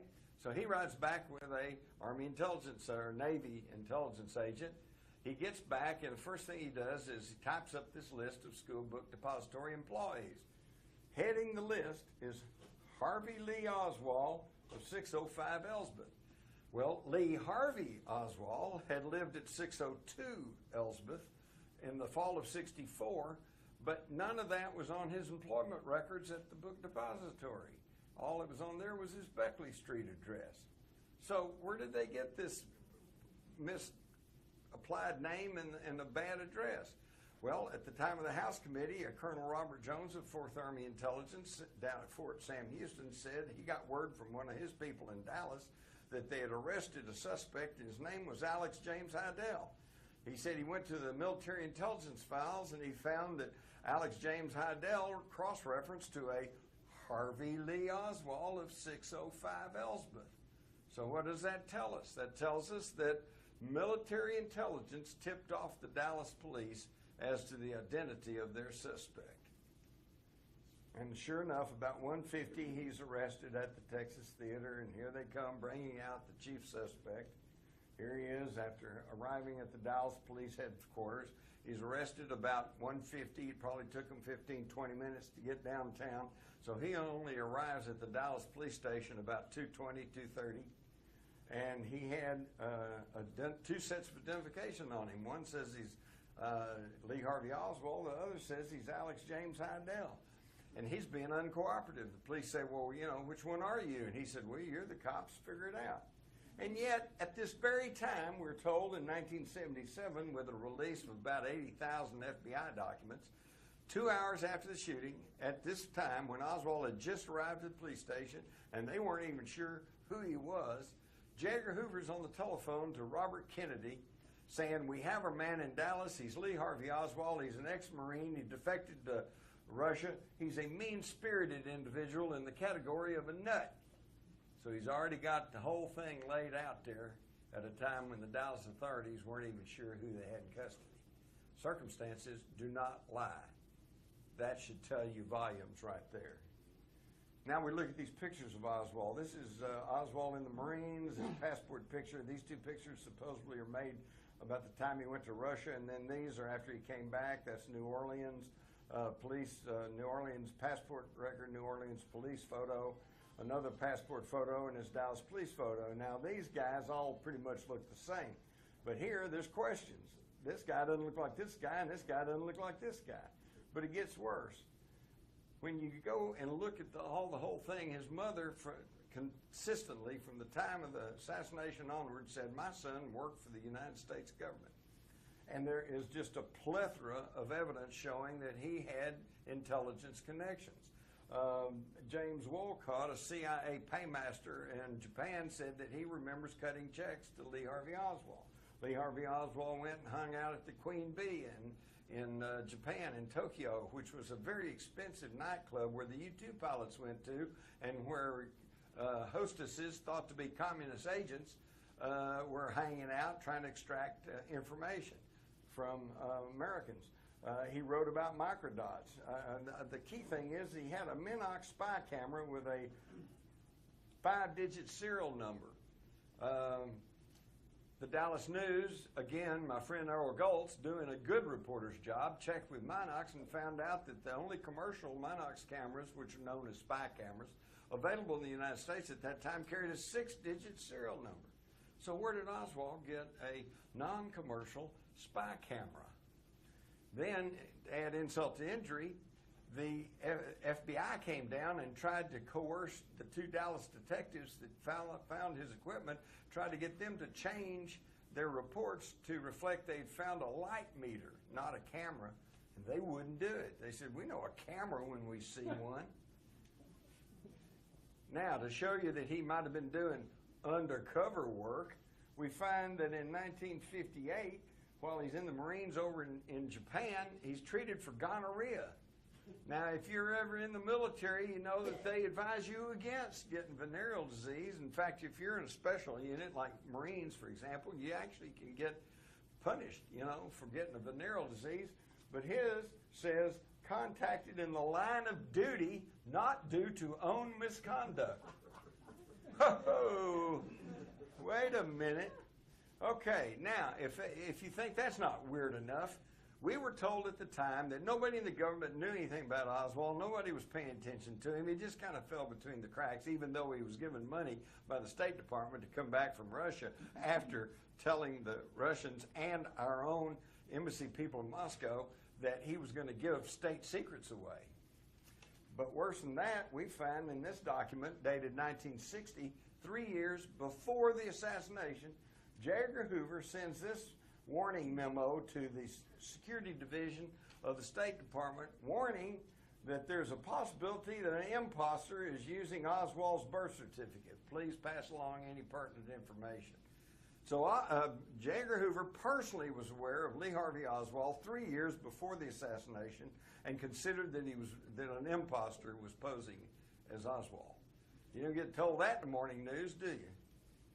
Now, is it possible somebody was posing as Oswald? Well, let's look at this picture from supposedly taken at the time of his defection to Russia, and we find that there's heavy shadow on this left side of his face and very light on the right side, which indicates a light source coming from the right, and yet his shadow falls to the left behind him.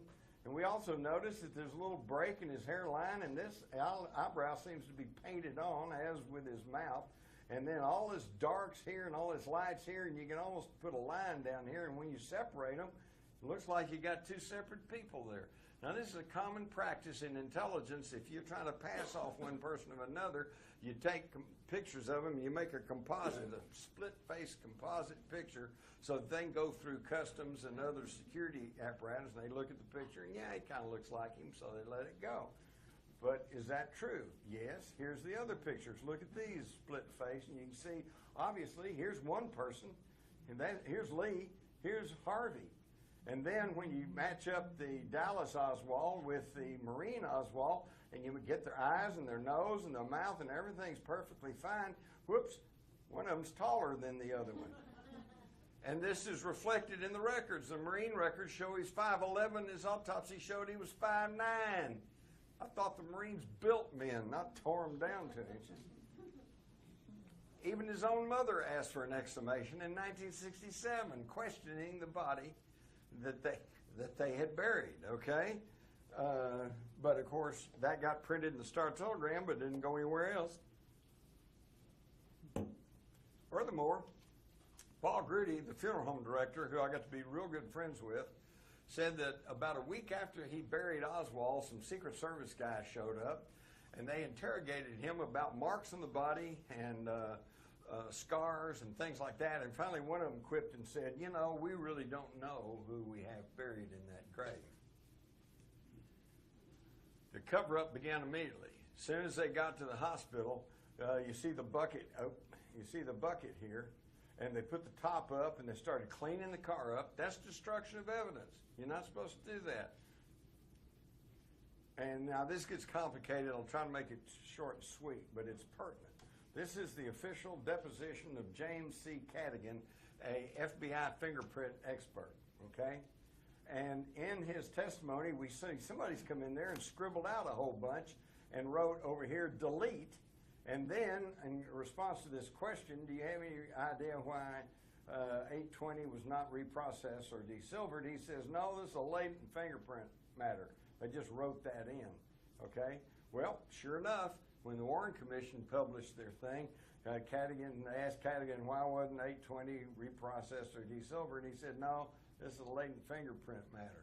Somebody has altered an official court deposition. That's an illegal act. That's a criminal act. You can be put in jail for that. Why would that? What did they cover up? Well, let's go back. He says, well, why wouldn't they do this? He said, because there's a lot of people there.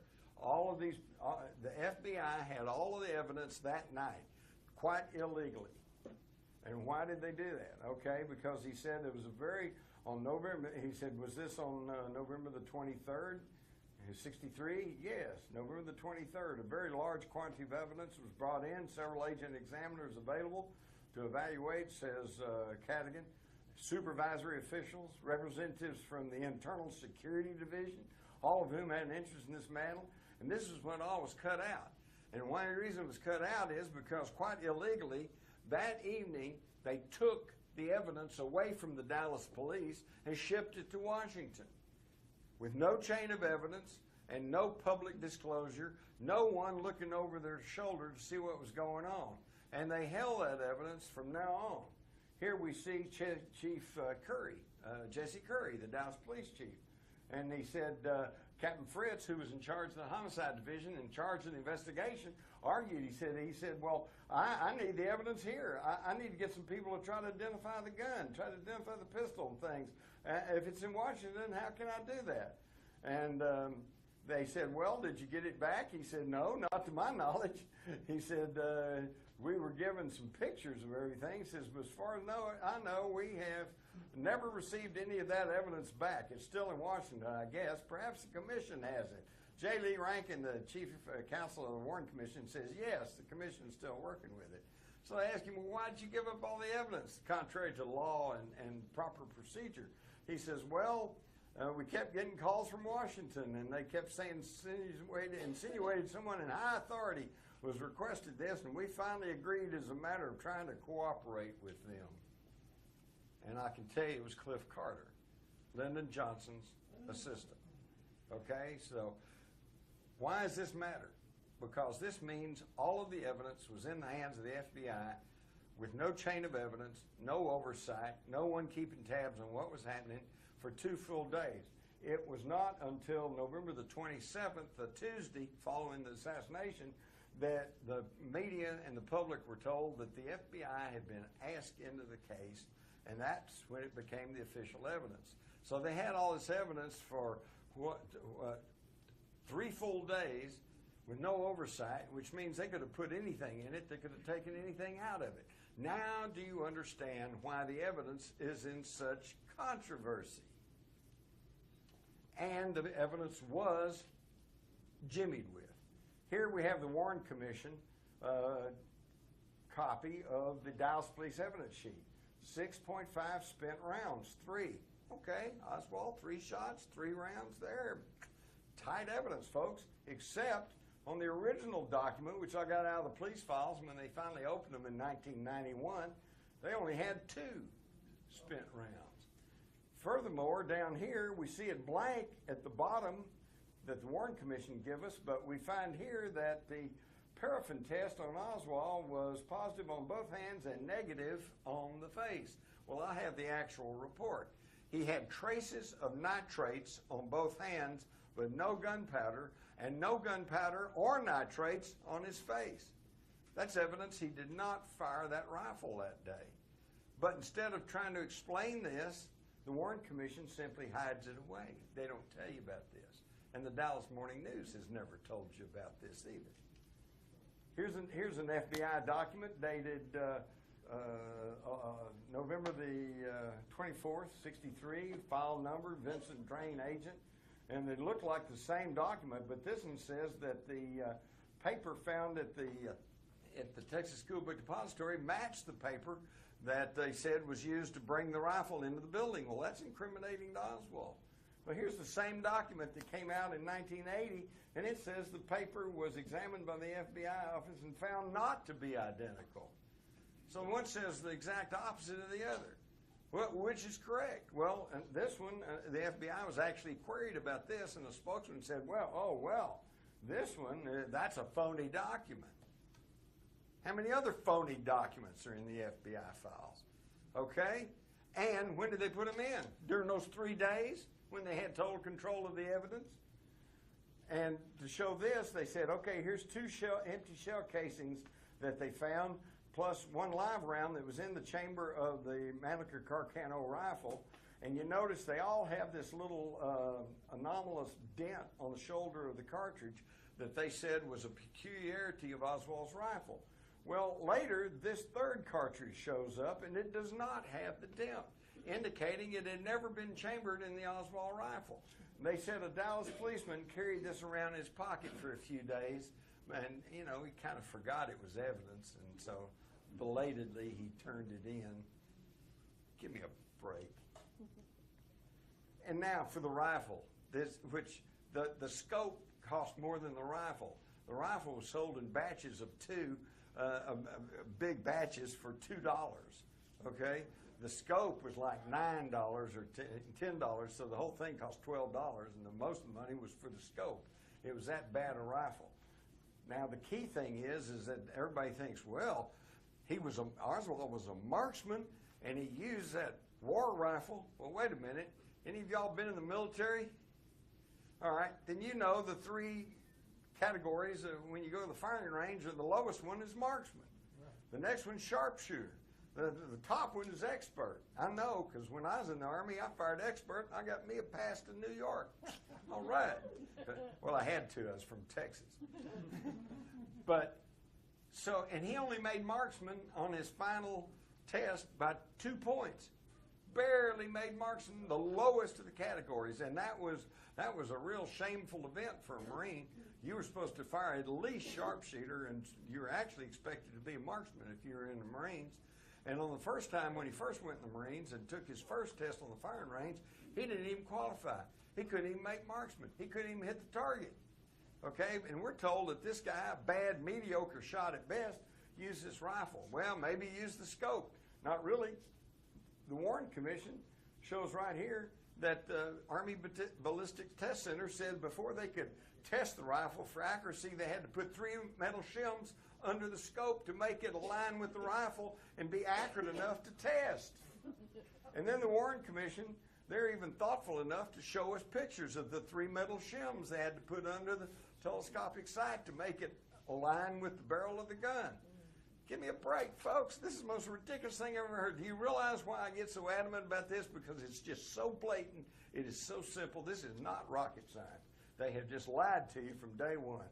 Here is Oswald's belongings, and you can see the Minox camera right here, plus all of this other miniature camera equipment that was said to run into a few $1,000s even back in '63. Where does he get all this equipment? Where does he get this money? I also want you to notice that there's a picture here that they said was of General Walker's house, and there's a car right here, and you notice there's nothing wrong with that photograph. You'll see the purpose of that in a minute.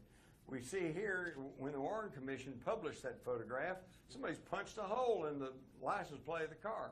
So you can't tell who that car belonged to and who was consorting with General Walker and who might have been involved in that attack on him in the spring of '63. Okay, this is destruction of evidence, folks. If you or I did that in connection with a homicide, we'd go to jail. This was done while in the hands of the federal government. Now, on Monday evening in Dallas, before the news media, Henry Wade, the district attorney, had conducted a news conference and kind of added, by the way, I mentioned we got his fingerprints on the gun. Well, that pretty well sealed it for everybody. Hey, fingerprints on the gun? Obviously, he must have done it. Okay, well, let's look at that. Again, keep in mind, all of the evidence, including the rifle, was sent to the FBI that night, Friday night, November the 22nd. The next day, on November the 23rd, in a document signed by J. Edgar Hoover, it states, no latent prints were developed on Oswald's revolver, the cartridge case, unfired cartridge clip in the rifle, or even the inner parts of the rifle. The next day, no usable prints on that rifle. On Sunday, the rifle was shipped back to Dallas. All right. On Monday morning, Agents Harrison and Vincent Drain took the rifle over to Miller Funeral Home. In this story from the Old Fort Worth Press, it says an FBI team with a camera and a crime lab kit spent a long time in the morgue. Paul Grudy, the funeral home director, said he was there when they put Oswald's dead hand on the rifle, and said he had a heck of a time getting the black fingerprint ink off of Oswald's dead hand in time for the burial that afternoon. And then that evening they said, oh, we got his fingerprints on the rifle. Now I ask you, ladies and gentlemen of the jury, once you hear all the evidence, are you buying that as legitimate evidence? Now, the Warren Commission, did they tell us all the truth? Well, not according to this document from the chief counsel to one of their head lawyers, Albert Jenner, talking about John Eli's report on Oswald's background. And down here we read, our depositions and examination of records and other data disclose that there are details in Mr. Eli's memorandums which will require material alteration and in some instances omission. So they frankly admit that they're going to alter some stuff and they're going to omit stuff. How's that for an investigation? And then, of course, we get to the Warren Commission itself, which they published, and they're real wishy-washy about what they say. They say Kennedy was first struck by a bullet which entered the back of his neck, exited through the lower front portion of his neck, causing a wound which would not necessarily have been lethal. And then they say there's no credible evidence, notice that, no credible evidence that shots were fired from a triple underpass ahead of the motorcade or from any other location. Although it's not necessary for any essential findings of the commission to determine just which shot hit Governor Connally, there is very persuasive evidence from the experts to indicate that the same bullet which pierced the president's throat also caused Governor Connally's wounds. So there you have it. That's the closest they ever got to saying that a bullet went through Kennedy's neck and went right on and struck Governor Connally. Now, where did they get this from? They got it from J. Edgar Hoover, because this was his theory on the Monday morning following the assassination, when you could, everything was still in turmoil. Oswald had been killed in the basement of the Dallas police station. Who knows what was going on? And Hoover already had it worked out. It was Oswald, 3 shots from the Schoolbook Depository. First bullet hit Kennedy in the back. Second shot hit Connally. Third shot hit Kennedy in the right-hand side of the head and killed him. A somewhat believable scenario. The problem was they got messed up because of a man named Jim Tague. Jim Tague had stopped his car at the triple underpass, got out, was standing there trying to watch what was going on. A bullet hit near his feet down near the triple underpass, threw up bits of metal and concrete and nicked him on the cheek and bloodied his cheek.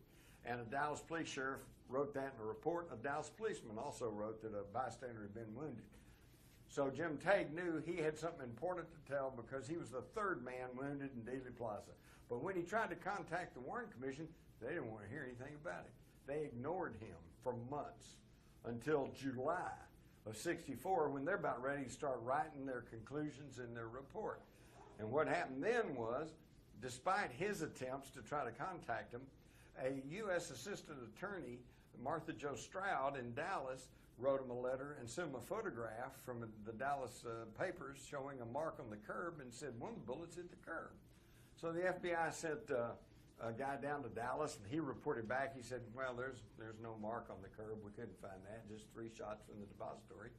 And for one of the few times that the Warren Commission ever showed some backbone, they said, well, wait a minute, Assistant U.S. Attorney talked about this, and we got a picture of this bullet mark on the curb. So the FBI comes back to Dallas, and this time, oh, that bullet mark. Okay, now they found it, and they cut out a section of the curb. I remember seeing this on the news, made a big deal about it, carrying this piece of curb around. They take it back up there. Sure enough, it's lead, it's antimony. This was a bullet that struck the curb. Oops, now they got a problem, because now instead of 3 shots in 6 seconds, they're going to have to count for 4 shots in 6 seconds, and you cannot do it. So Arlen Specter, who you may recall from his Anita Hill grandstanding, as a young lawyer, decides that, okay, what happened was Kennedy was shot through the neck. It didn't hit any bone, and that bullet went right on and hit Connally and shattered his 5th rib, and and then shattered his right wrist bone, and then ended up his left leg, and it was all just that one shot. So the scenario changed to first shot went through Kennedy and Connally, second shot missed and nicked Tabe, third shot hit Kennedy in the right-hand side of the head and killed him. That, believe it or not, is still the official word of the U.S. government, although the House Committee in 1980 said that they had scientific evidence that there was at least 1 shot from the grassy knoll, but he probably missed. So, this is what they showed us. The Warren Commission said he was shot through the neck, but it's not true. Here's the autopsy, and it plainly states that there was a wound at the posterior back at the level of the 3rd thoracic vertebra. There's your 3rd thoracic vertebra below the shoulder blades to the right of the backbone. And then the Warren Commission shows us this document that was the face sheet for the autopsy, and they actually kind of correctly locate the back wound in the middle of the back. But they left a wiggle room because they said, well, that's just a fake sheet, it's just a drawing, it's not meant to be accurate, so they're off somewhat. What they don't show you was the actual face sheet was marked verified by George Berkeley, Kennedy's personal physician. So they said, yes, it was verified. That's exactly where the wound was, okay? Now, in the National Archives are his jacket, hey, middle of the back between the shoulder blades, and his shirt, middle black between the shoulder blades. So obviously he was never shot through the neck. He was shot at the third thoracic vertebra. Now they've even tried to argue some cockamamie thing about, well, he was turning and he's waving and his coat rode up, you know. And so the bullet hole in the coat is actually much lower than where it actually was. But I would point you to his shirt. Your shirt doesn't rise up when you turn and wave. They're coming up with, they've always got an expert that'll tell you anything you want to hear. I'm just telling you the facts. Here they are. You can see it for yourself. All right. Dr. Hume said a bullet hole was below the shoulders, 2 inches to the right of the middle line of the spinal column. Clint Hill, I saw an opening in the back about 6 inches below the neckline of the right-hand side of the spinal column. Another Secret Service agent, Glenn Bennett, says, I saw the president, shot hit the president about 4 inches down from the right shoulder. They're all telling you he was shot in the back. So he was never shot through the neck. So now, if you locate where the back wound was and connect it to the throat wound, now we've got an upward trajectory. We've got a whole new conspiracy theory here. The assassin was hiding in the trunk of the car. Now, where did we get the idea we shot through the neck? Through our only unelected president, Gerald R. Ford, who we now know was on the Warren Commission and spying for J. Edgar Hoover, reporting back to Hoover on everything that was going on in the Warren Commission deliberations. And at the last minute, he ordered the authors of the Warren Commission to change their wording from Kennedy was shot in the back to Kennedy was shot through the neck.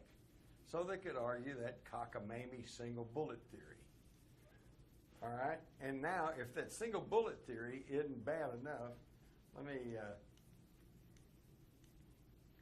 Single bullet theory says that 60 feet in the air comes a shot, strikes him at the third thoracic vertebra, doesn't hit any bone, but somehow courses upwards, exited out the Adam's apple, the neck and front, somehow twisted midair, comes back down, strikes Conley in the back, shatters his fifth rib, exits out the right front of his chest, enters his anterior side of his right wrist, shatters that wrist bone, and then ends up in his left thigh.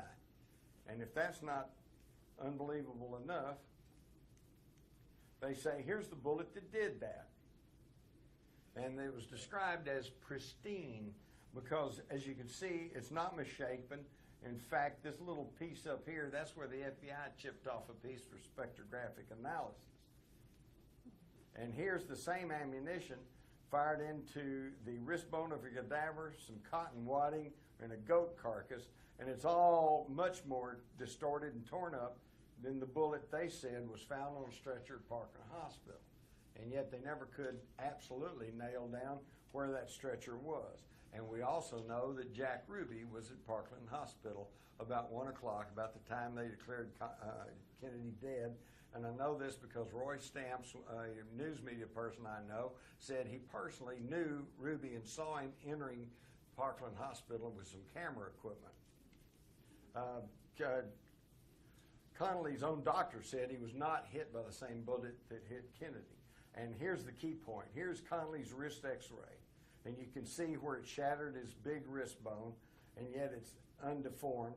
But it also shows that there are pieces of metal bullet still in Connolly's arm when they buried him, then is missing from the bullet the government tells you caused the wound. They're lying to you. And how do I know they're lying to you? Because here is the page 193 from the Warren Commission transcripts of their meeting of January 27th, 1964. They're just getting their investigation underway. They didn't bring the report out until September of '64. And we hear J. Lee Rankin, their own chief counsel, say, well, it seems quite apparent now, since we have a picture where the bullet entered the back, that the bullet entered below the shoulder blade to the right of the backbone, which is below the place where the picture shows the bullet came out in the neckband of the shirt in front. And that bullet, according to the autopsy, didn't strike any bone at all. That particular bullet didn't go through, so that how it could turn, and about that time he realizes what he's saying. How could it turn in midair and go back down and strike Connolly? So he stops. He shuts up. But they knew. They knew the single bullet theory didn't work. And if the single bullet theory doesn't work, the single assassin theory doesn't work. They just lied to you. In fact, here's Arlen Specter trying to demonstrate the single bullet theory. And interestingly enough, they got the mark a little bit high, I think, but nevertheless marked in the back of this representative of Kennedy. And to make the thing go through his neck and go on to strike Connally, he's got to hold that straight edge about 6 inches above the guy's right shoulder. It just doesn't work, and yet they're still trying to sell you that cockamamie story. There was not even any brain present at that time, but about a week later, oops, they had a brain. Now, all of this is happening at the level of the federal government. All the doctors and nurses at Parkland said he had a huge gaping wound in the right rear portion of his head. That's an exit wound. And yet when they showed us this drawing early on, they said, no, it's okay, and here's the bullet hole right here where the bullet entered in the back of the head. And yet when Humes was shown, the autopsy doctor was shown that picture, he said, well, I don't know what that is. He said, but I never saw anything like that. And sure enough, years later, the autopsy photographs themselves actually surfaced, and we find out that's not even a hole. It's a piece of dried blood or something, but there's hair sticking through it. So again, they're just lying to you. And this looks painted in.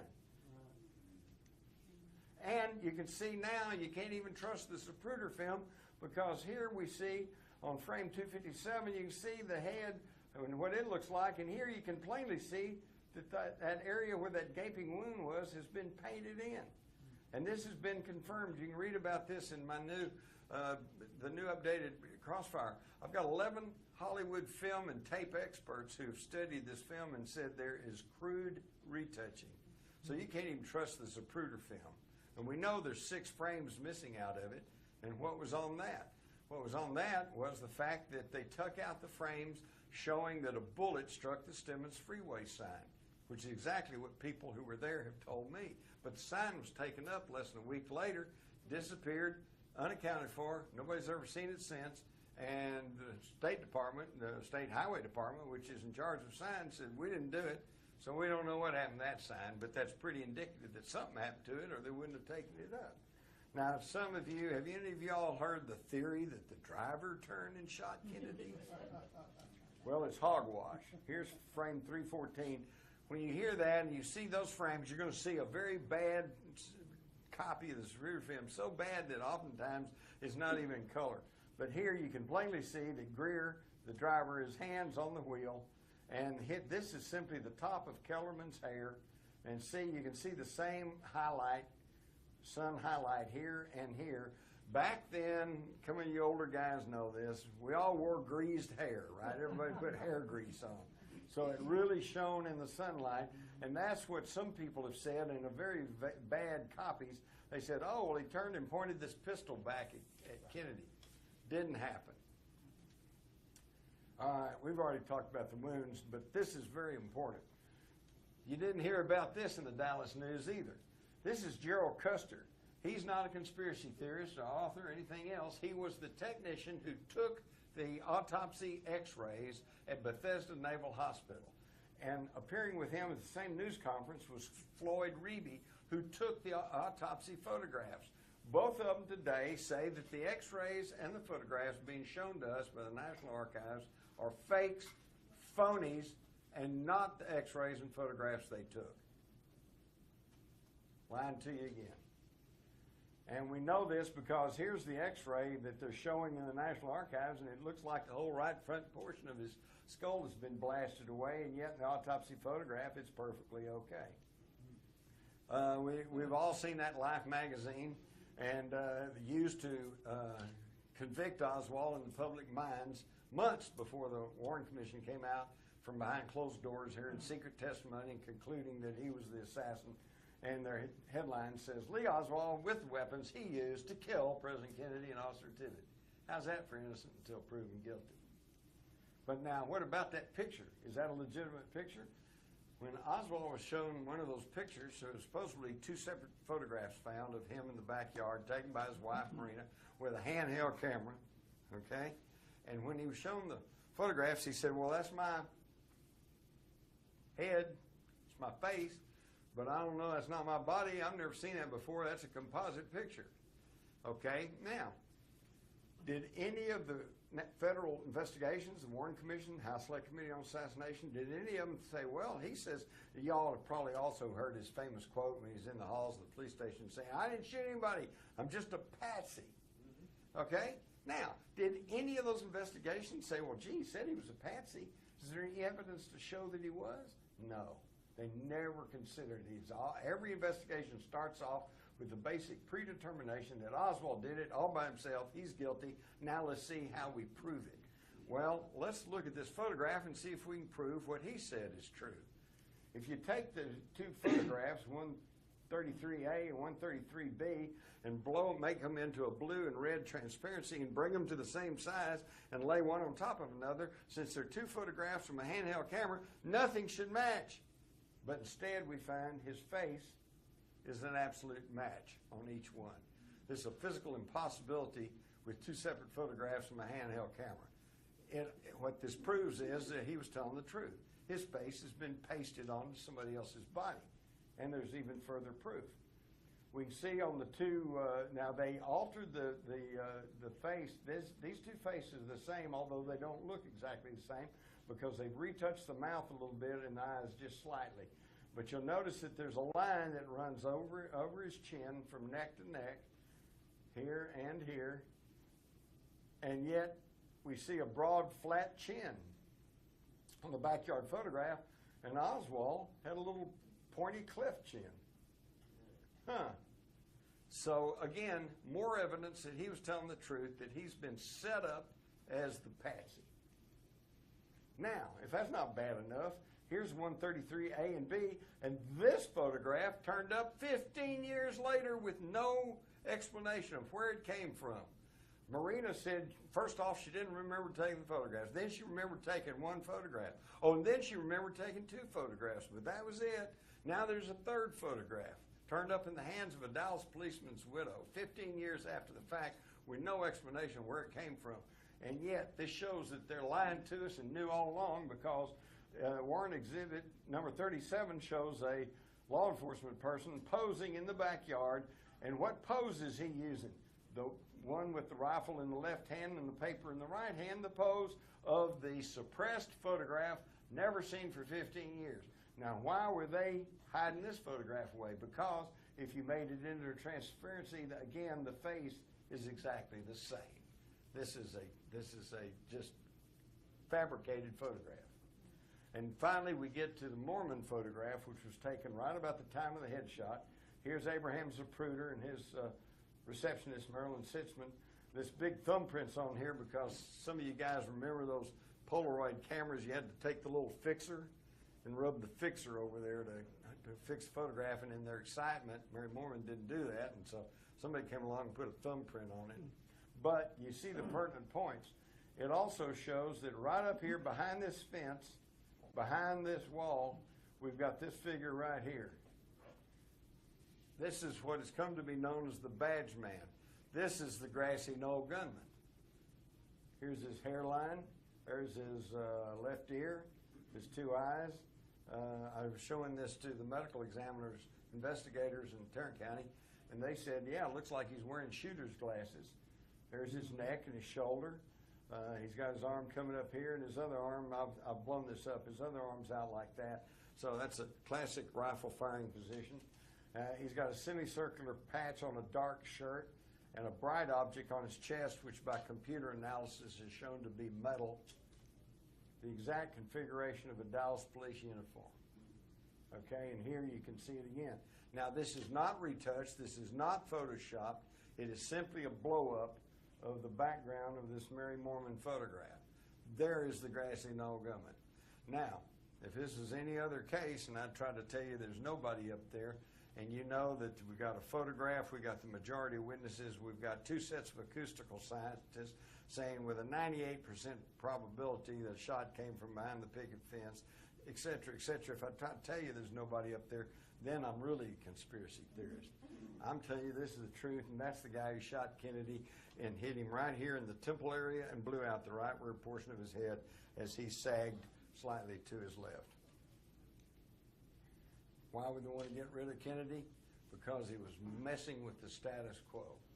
The thing that Regina has such an interest in is the fact that in June of '63, he issued $4.2 billion in interest-free Treasury notes. Now, here, this is Series 1963, United States note. This is based on silver that we still hold in the Treasury under some laws passed in the 30s.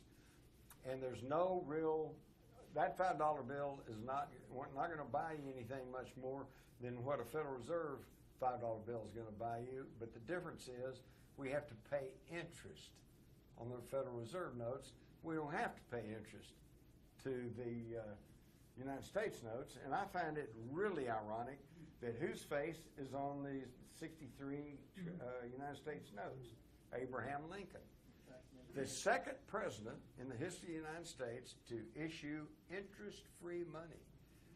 Lincoln said it's the greatest advantage of the government to be able to print its own money. So to fund the war between the states, he printed greenbacks. Okay, he didn't have to pay money to the international bankers.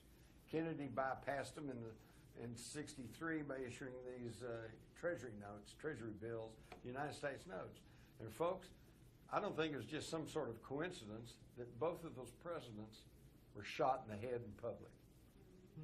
That's what happens when you mess with those bankers. In fact, the very first assassination attempt of a leader in the United States was Andrew Jackson, who was trying to break up the central bank and get those international bankers out of our business.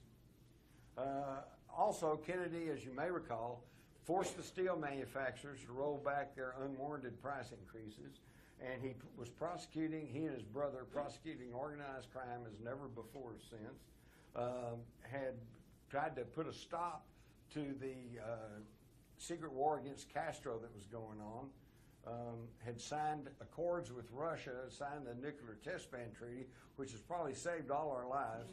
If they had continued with above ground nuclear testing, we might all be dead by now. Back in the 50s, when they were totally unaware of the long-term dangers of radiation, I remember seeing the newsreels of where they'd set off a bomb in the New Mexico desert, and they'd march our troops up to within about 500 yards of it, put them in a foxhole and say, don't look at it, all right? And don't think that we didn't have lots of little bombs, and don't think, and I'm getting ahead of myself, but for those of you interested in 9/11, you hear about the possibility of nukes being used, and you go, well, because we keep thinking of a nuke like we think of the picture of Little Boy that they dropped on Hiroshima, and it's this great big thing. Hey, I remember in the 50s seeing the newsreels, we had atomic cannons that would fire nuclear shells, fire them 9 miles, and they'd set off an atomic explosion. That's an artillery shell, but that big, that's in the 50s. So the idea that they got something down about this size, that's not so far out. He also talked about doing away with the oil depletion allowance. Well, they got the oil men, oil and gas guys. They were all upset with him. So we can see that he had angered and alienated every powerful and violent faction in this country. But now, as to who actually did it, I will name you the 2 men who, by our legal system, can be considered guilty in the assassination of President John F. Kennedy, and that is his successor, Lyndon Baines Johnson, and his next-door neighbor and buddy, J. Edgar Hoover, head of the FBI. Now, can I prove that those 2 men ordered or orchestrated the assassination? Excuse me. No, I cannot.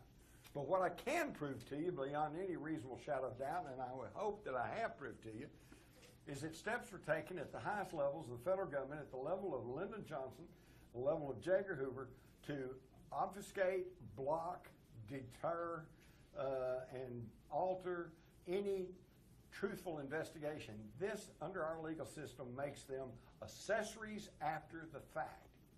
And here in Texas, we have executed accessories after the fact.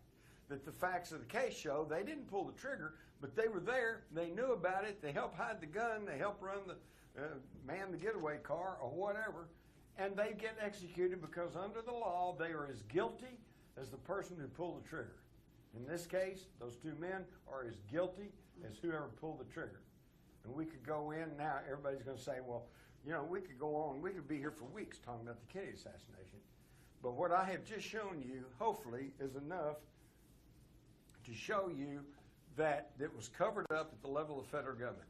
Why? Here's, I think, is the big one. On October the 11th, Kennedy, through George Bundy, signed this action memorandum, National Security Action Memorandum 263, in which he said he approved the military recommendations contained in the McNamara-Taylor report, which stated things look better in Vietnam. I think we can pull out by the end of 1965. He approved of that.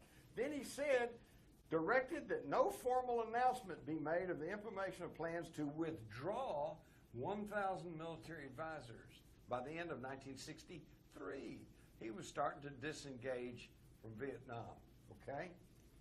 But then, on Monday, following the Friday assassination, Johnson issues National Security Action Memorandum 273, and although he starts off saying over here that the objectives of the United States with respect to withdrawal of the U.S. military personnel remain as stated in the White House memorandums. Yeah, it says that there, but over here it says programs of military and economic assistance should be maintained at such levels that their magnitude and effectiveness in the eyes of the Vietnam government, it does not fall below the levels sustained by the United States at the time of the Diem government. The Diem brothers were overthrown on October the 1st, 63, so this kind of roundabout says don't drop the military levels below that. That effectively stopped the pullout order, okay?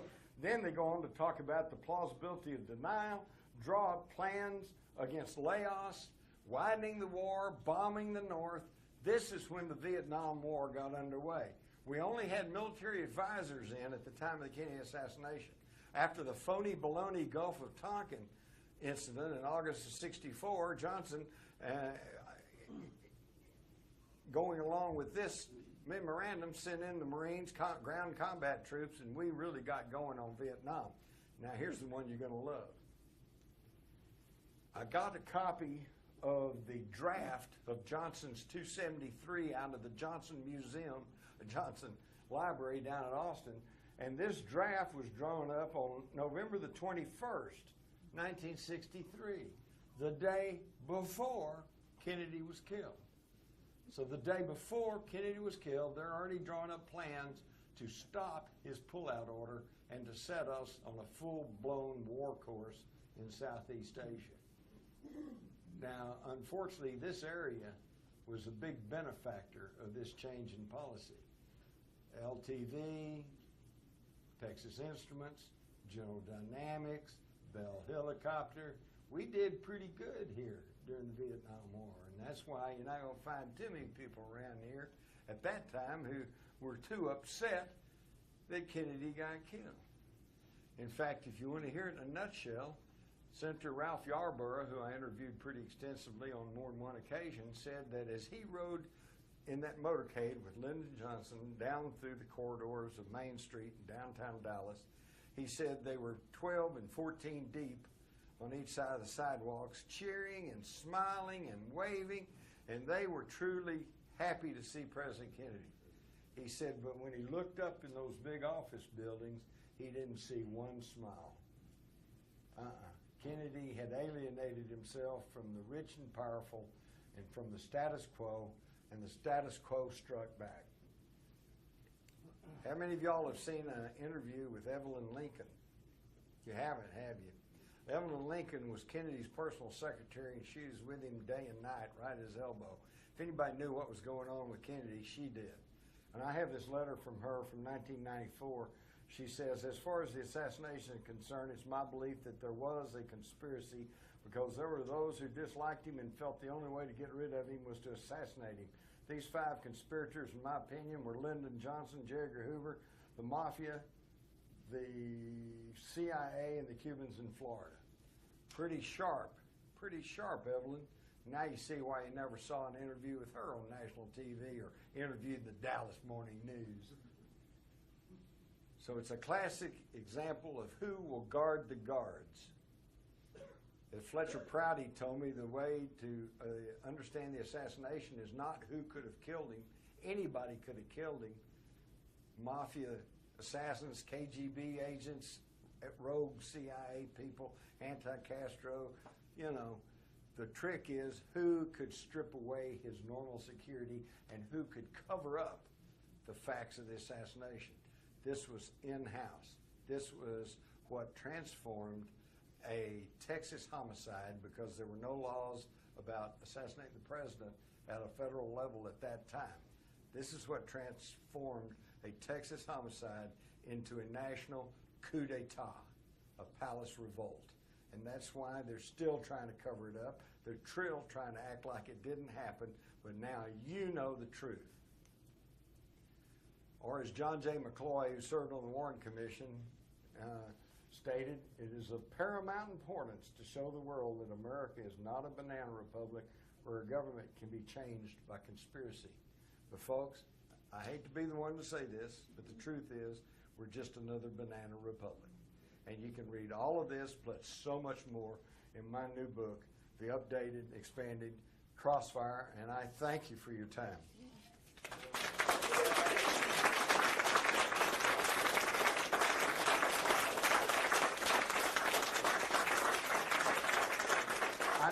I know most of you probably want to go ahead and hit the road, so don't feel like that you're being held here, but if I can answer a question or two, I'll be glad to.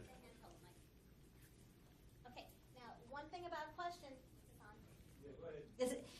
is we're not going to take a lot of comment. It's a real question. Keep it kind of short, okay? And we'll get to you in a second. If you run long, I'll stop you. And hold on, okay? Is that good? Okay. The moving microphone. Yes, sir. Okay, for patriotic people who think they're serving their country, like soldiers going to Iraq or Vietnam, like I did when I joined the Army. What would you say to them?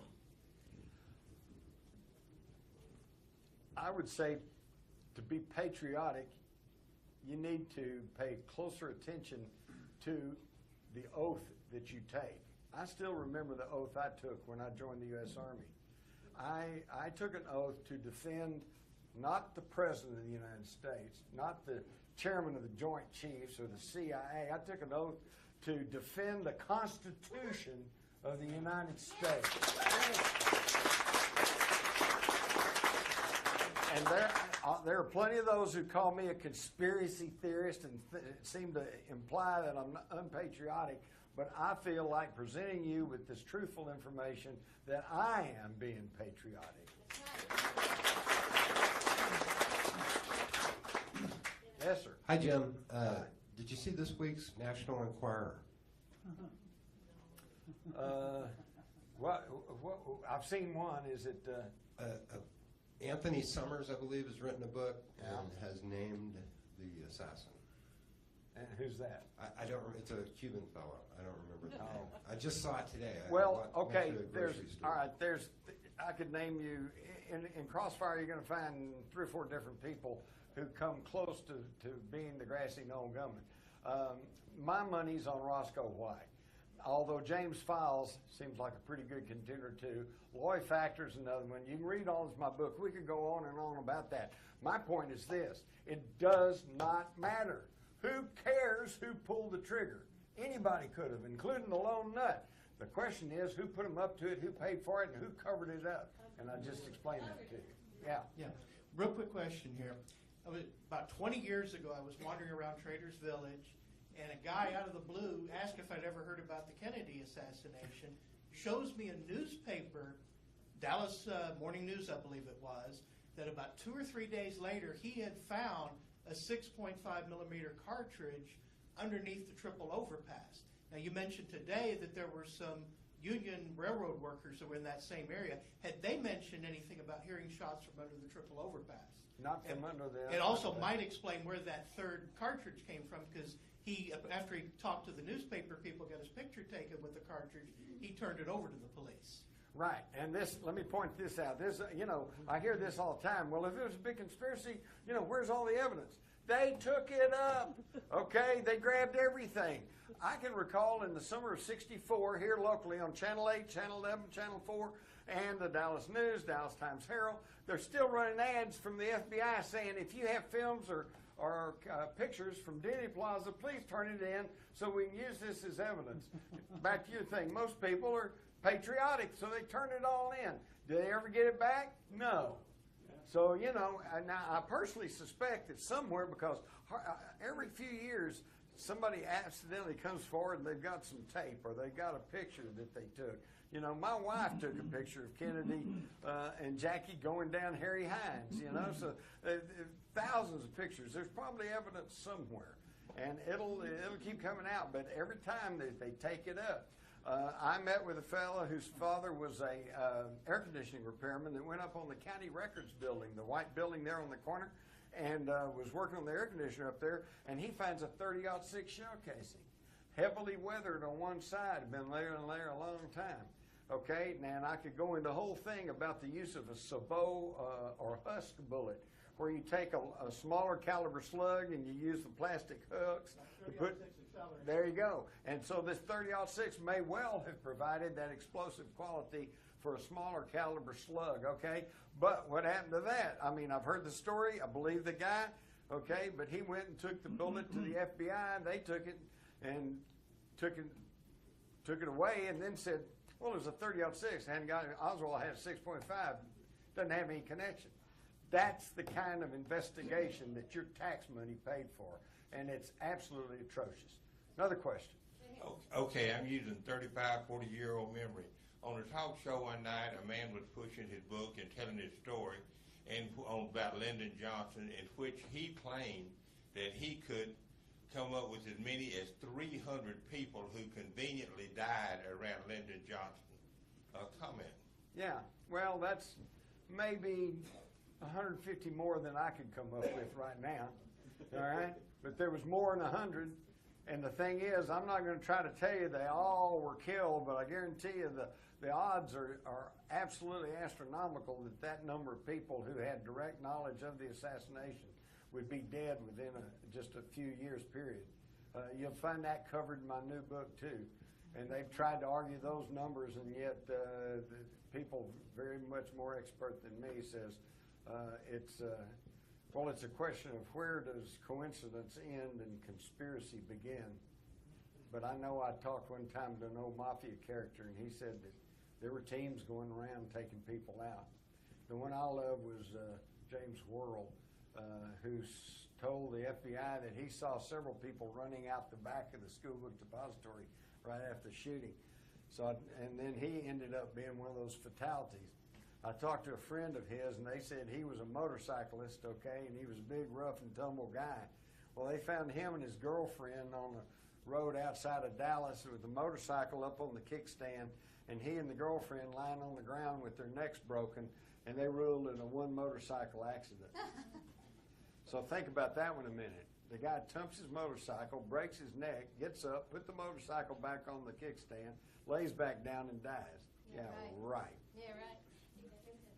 Maybe part of that same question. If nobody's still alive today to be indicted for any issues that were happening back then, what's the issue, and why don't they want the truth to come out? Is it just embarrassment, or are there any people out there that could be indicted? Yeah, I think so. George Herbert Walker Bush still alive. Woohoo! There's still some people that could be indicted, but the thing is, too many people of the people are dead, but their families are still alive. One of the reasons now you're beginning to hear Lyndon Johnson's name thrown around quite freely, but you didn't up until a few years ago when Lady Bird died. She still had tremendous power, and I'm just stupid enough, and a local guy, I'm just tell you what I know to be true. This is why the status quo does not want to talk about this. The Dallas News, they don't want to talk about this because some of their biggest patrons, some of the richest families in Dallas, I'm not saying they were involved, I doubt they were, but they knew what went on and it was okay with them. Yes, before the Canon was found, I've heard some pretty good evidence that there was a Mauser rifle that was found actually first. You have anything to comment on the Mauser? Yes, you'll find that all in my new book too. When they first found the rifle, a Deputy Constable Weitzman, who had run a sporting goods store and certainly knew about weapons, along with Roger Craig, a deputy sheriff, they all said it was a 7.5 German Mauser, and saw Mauser. 7.65. I'm sorry? 7.65. 7.65, that's right. I keep thinking about the 8mm, 7.92, but it's 7.65. German Mauser, they saw Mauser stamped on it. There's all kinds of questions about the rifle. The Warren Commission shows us an ad and said this is the rifle he ordered it from, and yet that rifle was only 42 inches long. The one that they actually found was 46 inches. Couldn't have come from that ad. There's just all kinds of questions. But again, when you control the investigation from the top, you can make it sound like anything you want to. And I think there's very possibly there was a substitution of the rifles. But again, that's just another question. Quick question. In one of the slides you showed, there was a list of, I think, CIA operatives that were controlling or knew about Oswald. The bottom of that list was John Stockwell. I've spoken to him. I think he's still alive as of a year or two ago. Have you interviewed him in any relationship? Yeah, I knew John. In fact, it was John Stockwell, actually, who got my book, Crossfire, used as the basis for Oliver Stone's film, JFK. Oliver Stone had already decided he wanted to do a movie about the Kennedy assassination, and he had decided on concentrating on Jim Garrison, the district attorney of New Orleans, as the chief protagonist. But what he lacked was a book that covered all the aspects of the actual shooting.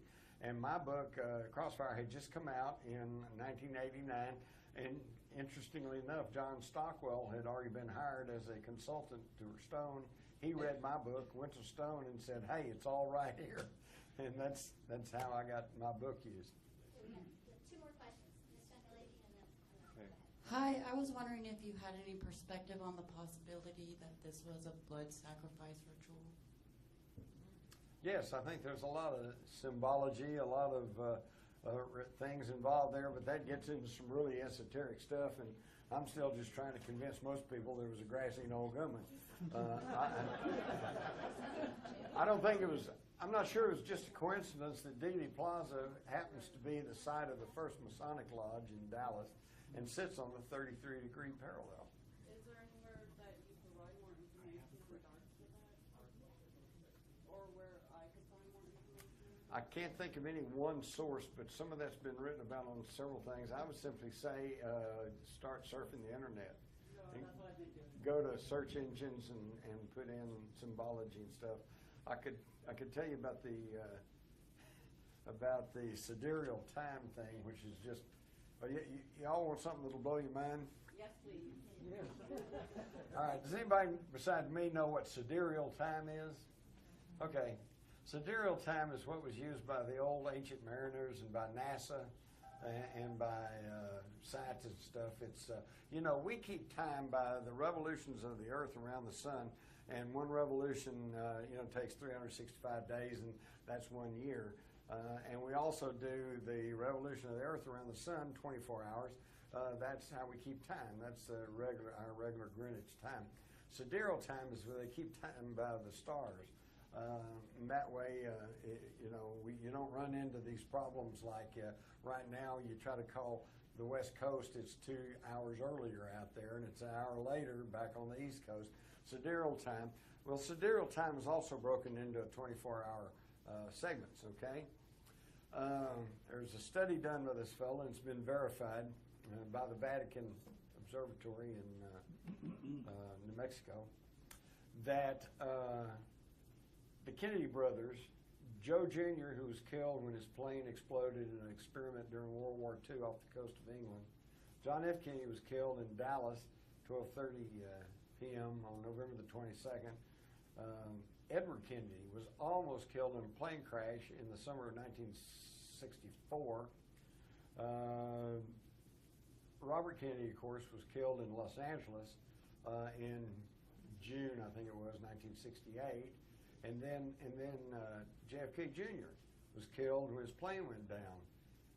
All 5 of these Kennedy brothers all of their deaths and the one near death occurred within the same hour, within the 16th sidereal hour, which in Masonic lore is the hour of revenge or retribution. Now you can read into that anything you want to, but I just find it highly unusual. I mean, you know, if I'd said they all died between noon and 1 p.m., you would think that was pretty unusual. But this is the same thing. It's just a different way to count time. Very, very weird. There's weird stuff going on. I think the preacher would probably have some explanation. On the assassins for the 150, can you be any more specific as to who controlled those assassination teams, who they were, and was there a top coordinator for those assassination teams?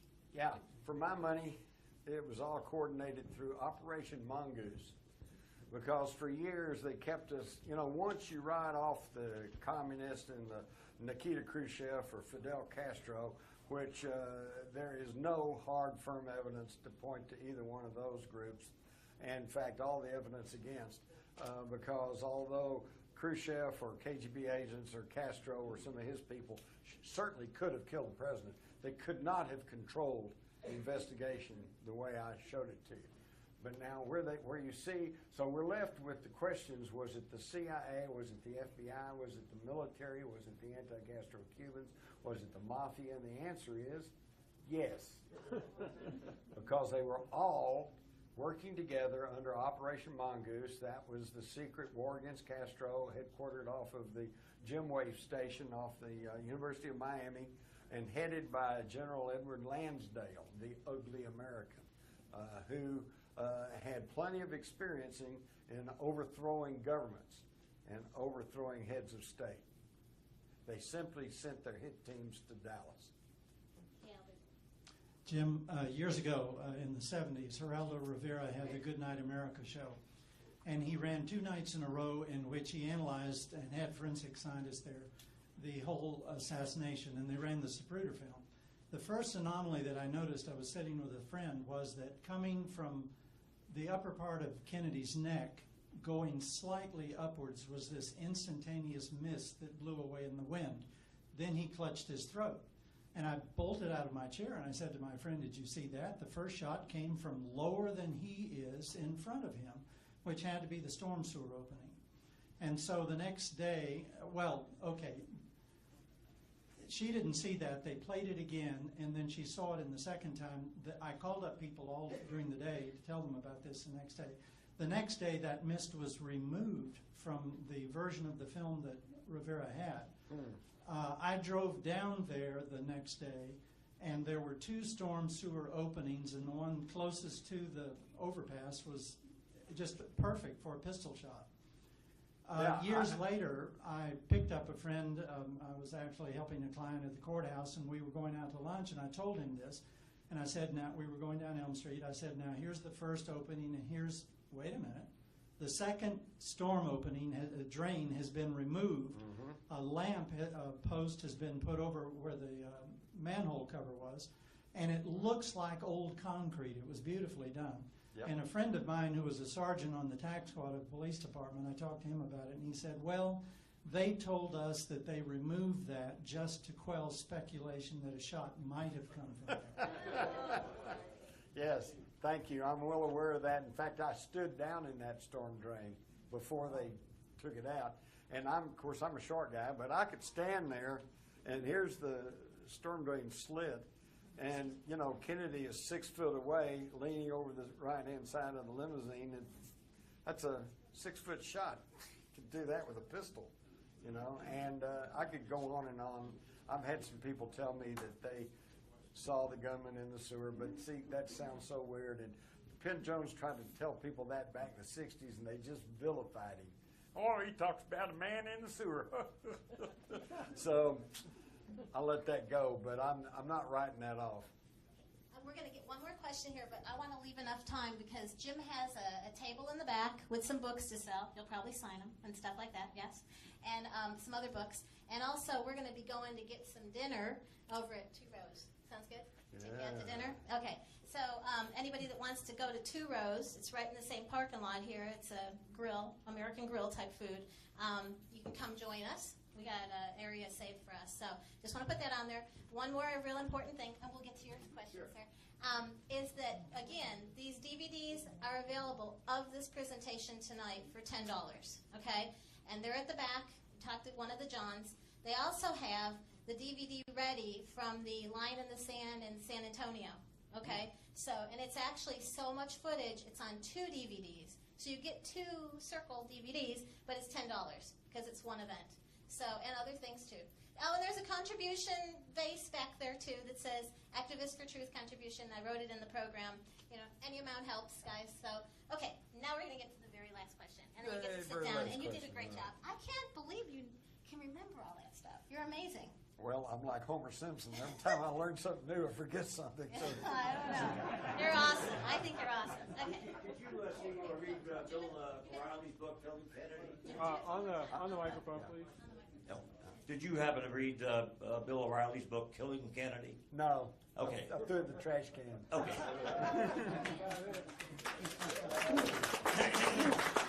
Hey, I was on Bill O'Reilly's show one time talking about my book, Rule by Secrecy, and he ended up by saying, so what you're trying to say is that a small clique of people are trying to run the world.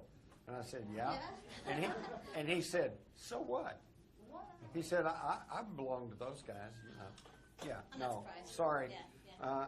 I have no regard for him or most of those people. In fact, I am ashamed for my own profession. I trained to be a newsman, a journalist. I was taught back in the good old days, back in the days of the old republic, that you're supposed to be looking past the headlines and past the official pronouncements and trying to get to the truth and tell people the truth. Report things, you know. It's not happening anymore.